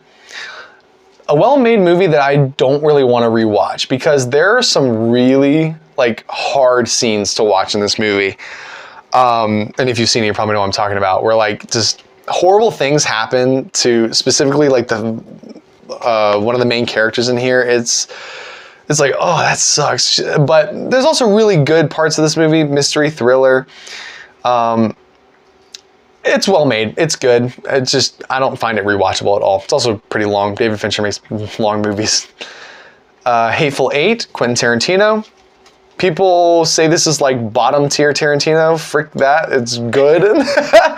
This is basically like The Thing if it was a Western and there was no aliens. Because it's literally a group of 8 people who get snowed. It's like a kind of a Western flavor. That's the kind of time period we're in. They get snowed into a cabin and they're all together, and somebody is not who they're saying they are, and they are trying to figure out who. And all the characters, there's not really like super likable characters in this movie, but they're all kind of shifty and a little morally gray, and it kind of makes it more fun. I enjoyed it. It was good.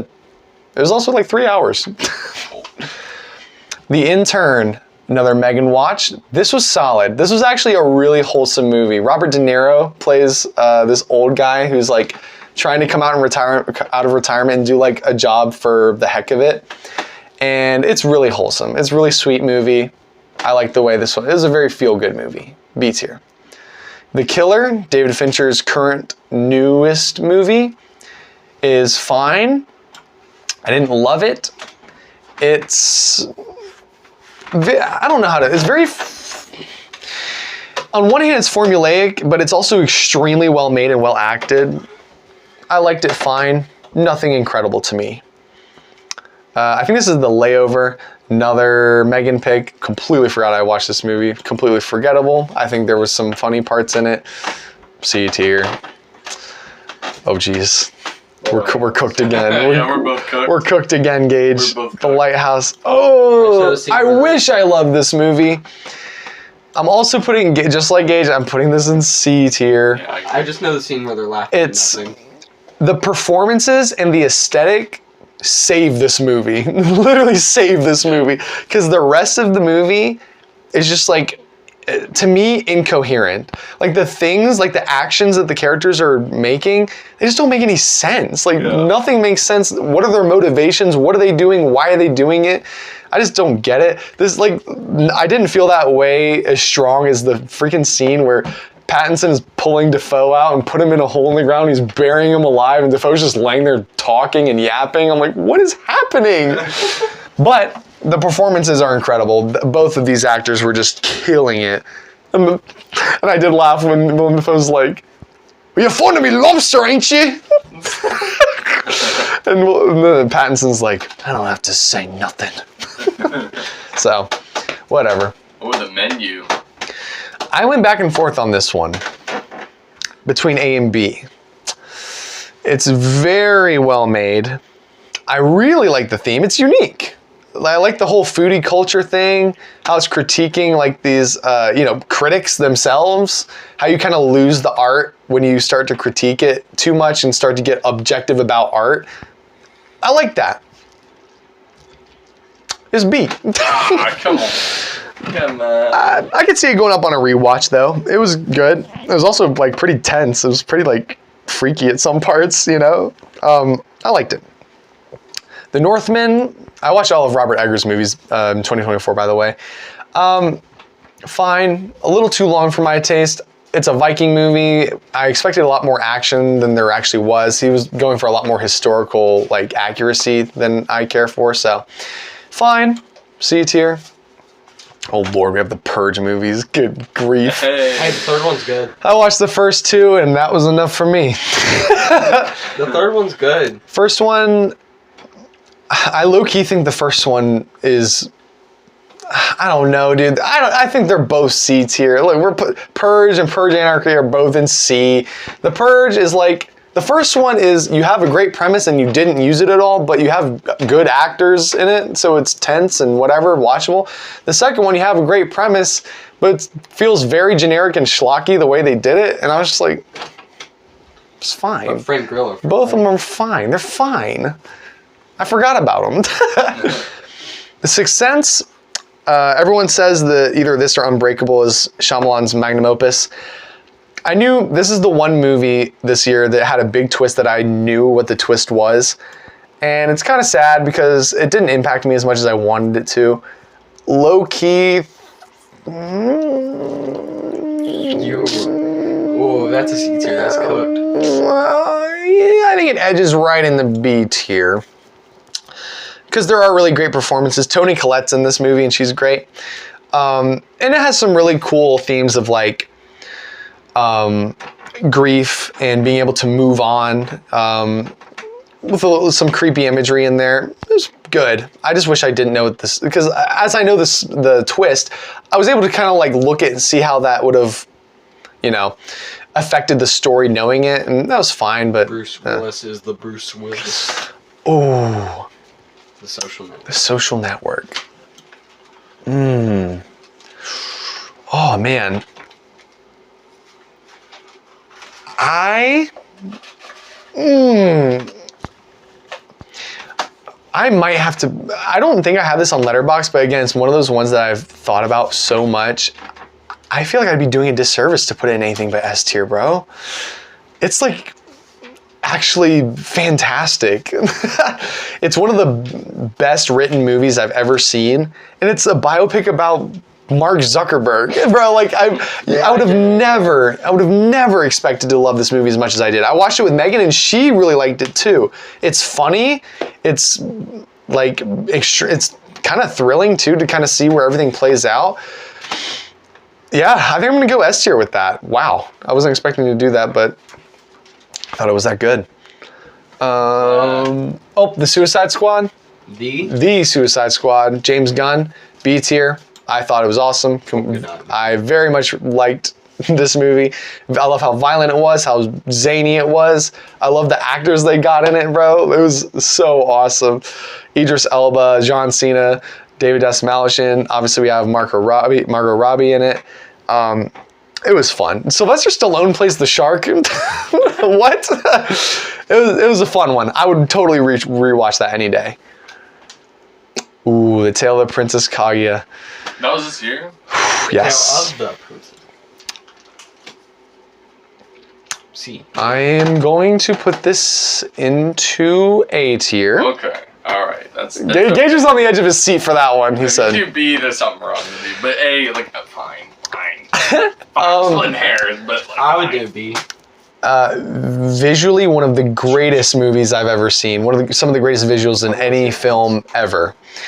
The theme of it is very strong. It's very tragic story. I think that's why it stays out of S tier for me, because for me, it's not a story that I'm like itching to rewatch and experience all the time, or as much as maybe some of the other movies up in A and S tier. But I do think it is very well done and very well written. So, I mean, it's obviously a masterpiece. I'm just, you know, again, splitting hairs as far as my like subjective opinions. A tier. Very good movie. How long have we been doing this? Your mom? Don't worry, guys. We're getting near the end here. We have The Texas Chainsaw Massacre. I want to watch that. Don't watch this. I think it would go up with a rewatch, maybe. I'm going to throw this in B tier. Rewatch tier. Yeah, I know. I say that a lot, but very like gritty, dirty kind of feeling movie. Like you gotta take a shower. Grindhouse. I liked it though. I thought it was cool. It did feel very like, yeah, kind of Grindhouse, taking a shower kind of thing. I liked it. It was cool. I had to kind of sit on it for a little while to really be like, I think I really did like that. At first I was like, no. But I will say one of the greatest final shots in any movie. One of the greatest final shots in any movie I've seen. I know that's crazy, but like it really is. The one where he's swinging the chainsaw around with the sunset. It's good. It's good. It was good. I mean, the most liked comment for that movie on Letterboxd is just screaming. It's literally just... Oh, it's because the chick in the end, the girl who plays like the main girl, like the final girl. Yeah, she screams a lot in that movie. Fair enough. The Wild Robot. That's an A-tier movie. I think it is an A-tier movie. Very strong. I thought this movie was great. This is the best DreamWorks movie since Megamind. Ever? How to Train Your Dragon though. I wouldn't quite go top either with Wild Robot. Definitely top. I need to rewatch the How to Train Your Dragon series, but I thought this movie was outstanding. I thought the animation was incredible. The story was very good, very emotional. I like the story beats they hit, the themes. Really good movie. DreamWorks is the most inconsistent company, bro. They'll make movies like this, and then they make movies like Trolls. Trolls. Trolls 4, man. Trolls. Who's like for Trolls 4? The Witch, Robert Eggers. B tier. The more I've thought about it, the more I've liked it. Maybe it would go up on a rewatch. I will say, I got like, the scariest part of this movie to me was when Philip just started talking. Yeah. I was like, the whole movie, it's got a creepy atmosphere, which I appreciated. And like weird, like sinister things happen. You're like, oh, that's like, ooh, I don't like that. But then like when she goes into the barn and talks to him and then he just starts talking, I had like a chill run down my spine. I was like, yeah, that's a great one. I I originally thought, I was like, that's good. I like it. I went B, but it just slowly creeped up to being A tier for me. That's good. I mean, I could see that happening to me too, honestly. I liked it. All right, The Abyss. Oh, dude, this movie is disappointing. Oh, I think this is going in D tier. This is a James Cameron directed movie. And it feels like it was overstuffed. It was a little too long and they tried to put way too many things in this movie about these people who get stuck in like a underwater lab, but then there's like underwater aliens, but then there's like this guy who's like trying to come down and save them, and then he kind of turns evil. Like there's a lot happening in this movie, and I didn't feel like it meshed very well. And yeah, like it felt kind of incoherent at times. It could have been really great, but oh well. Trap. Just replace the T with a C. You liked this movie. Yeah, I do. I was joking. Crap. Anyways, I'm gonna put it in B tier. I know a lot of people hated on this movie for like being ridiculous, but ridiculous. Dude, I just don't care, dude. I had a great time with this movie. I thought Josh Hartnett was awesome in this movie, where he's like just trying to be a normal human, but he's having a hard time doing that. I agree with you, Gage, that like the third act kind of goes off the rails a bit, and it was better in like the first, where it was like in the concert area. Yeah. But I enjoyed this one. I thought it was good. Good time. Troll Hunter. Dude, I wanted to love this movie, but it was kind of boring. It looked cool. C tier. I like kaiju movies, and this is kind of in that vein, but it was just okay. True Lies, same kind of thing. James Cameron directed. It was okay. It was kind of forgettable, way too long. Cool action set pieces, but it didn't really connect with me. Okay, Gavin, I'm gonna stare at you for a very long time. This is my favorite movie of all time. You better not mess it up. I think The Truman Show is A tier. Yeah. That was A tier. That's pretty good. Yeah. I mean, Jim Carrey is awesome. It's his best movie. Great performance. Really cool, like, premise. I love the premise for the film, actually. Like, the whole, like, growing up on a TV show and he doesn't know he's on a TV show. It's dark, but it's, like, funny. And, bro, every time you rewatch it, you notice little details as it being a show. Like, It's true. I was bringing up the scene with his friend loading the vending machines. When he's done, he just takes stuff out and puts it back. He does. Yeah, it's really good. I enjoyed that movie. I would totally rewatch it again. Then we've got Twister. Not Twisters. No, this movie's like not that good. People hype this up and it's like, oh, it's a classic. It's so fun. Disaster movie, blah, blah, blah. It's fine. Like, there's parts of it that are good. It's basically just like exactly what you expect it to be. It's tornadoes and people trying to survive in tornadoes. That doesn't sound very fun. It's fine. It's okay. Well, it's not a tornado. It's a twister. It's a twister. Unbreakable.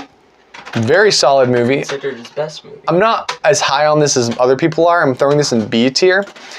But it is really good. It's way ahead of its time. I mean, this was a comic book movie. It was a completely original idea. It wasn't based on anything. And actually, Quentin Tarantino has gone on record saying that he loves this movie, and it has one of the greatest premises for a movie ever, which is, what if Superman was born on Earth and had no idea he was Superman? Which is literally what this movie is. And it's also a drama, because it's not an action movie at all. It's more like about this guy trying to have self-confidence and believe in himself and his family believing in him and stuff like that. And it has a pretty cool twist in the end. So, very solid, cool premise. I'm not as high on it as other people, but solid. What is that? What? Oh! This is Unhinged. Guys, this is another one of those dumb, fun kind of movies, but I really liked it. All you need to know is main character gets road rage against Russell Crowe. Russell Crowe has had a bad couple weeks, and he starts going on a killing spree. It was fun, B tier. Sounds like falling down. It was actually pretty entertaining. Was not expecting it to be as good as it was. Final 6. All right, let's do this. Vertigo, Alfred Hitchcock. Many people will consider this his magnum opus. Many people prefer this to Psycho. I did not vibe with this movie. It was not on my wavelength. I'm putting in C tier. Please forgive me. Don't kill me. It just wasn't my kind of movie. My kind of Hitchcock is definitely rear window. Window. Videodrome. Have you seen this, Gage? Not yet. This with Lost in Translation are up there with movies that I think you really would like. The premise is so cool for this movie, and like the themes it's touching on of like technology like desensitizing us and for us being more accepting of horrible things in life because of technology is really ahead of its time and really prevalent and relevant. That sounds so cool. I can't wait to watch it. And of course it's Cronenberg, so it's got some creepy visuals, weird like practical effects and gore, and yeah, I didn't connect with it as much as I wanted to.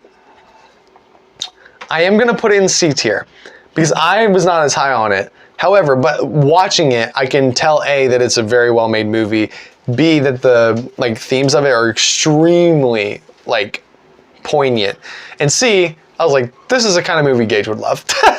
I think Gage would love this movie, so. Watchmen. I have very complicated feelings on this. I ultimately am going to put it in B tier.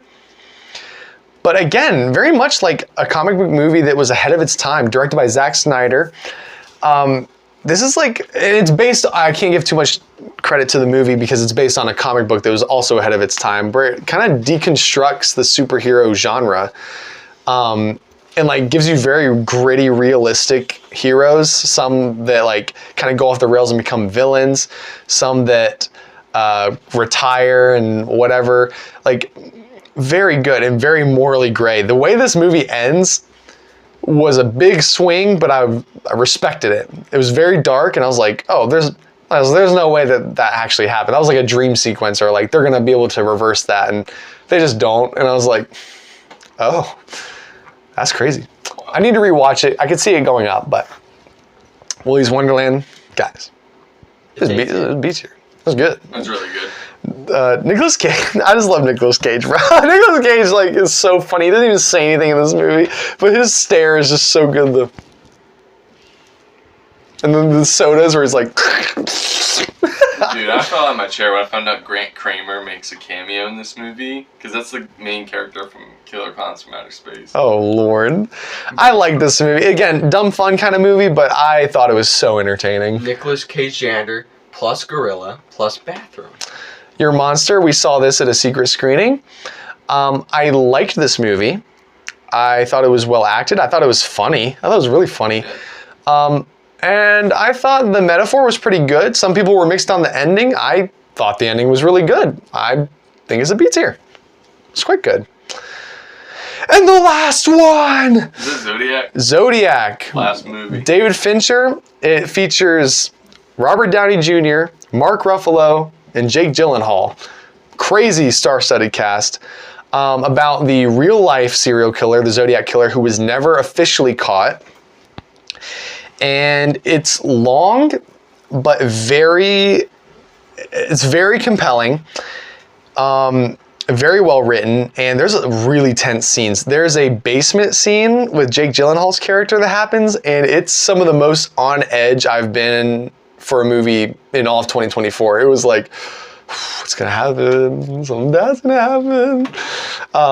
Really, really cool. And the way it wrapped up was also pretty good, especially considering the fact that like there was no real conclusion in real life, but it was good.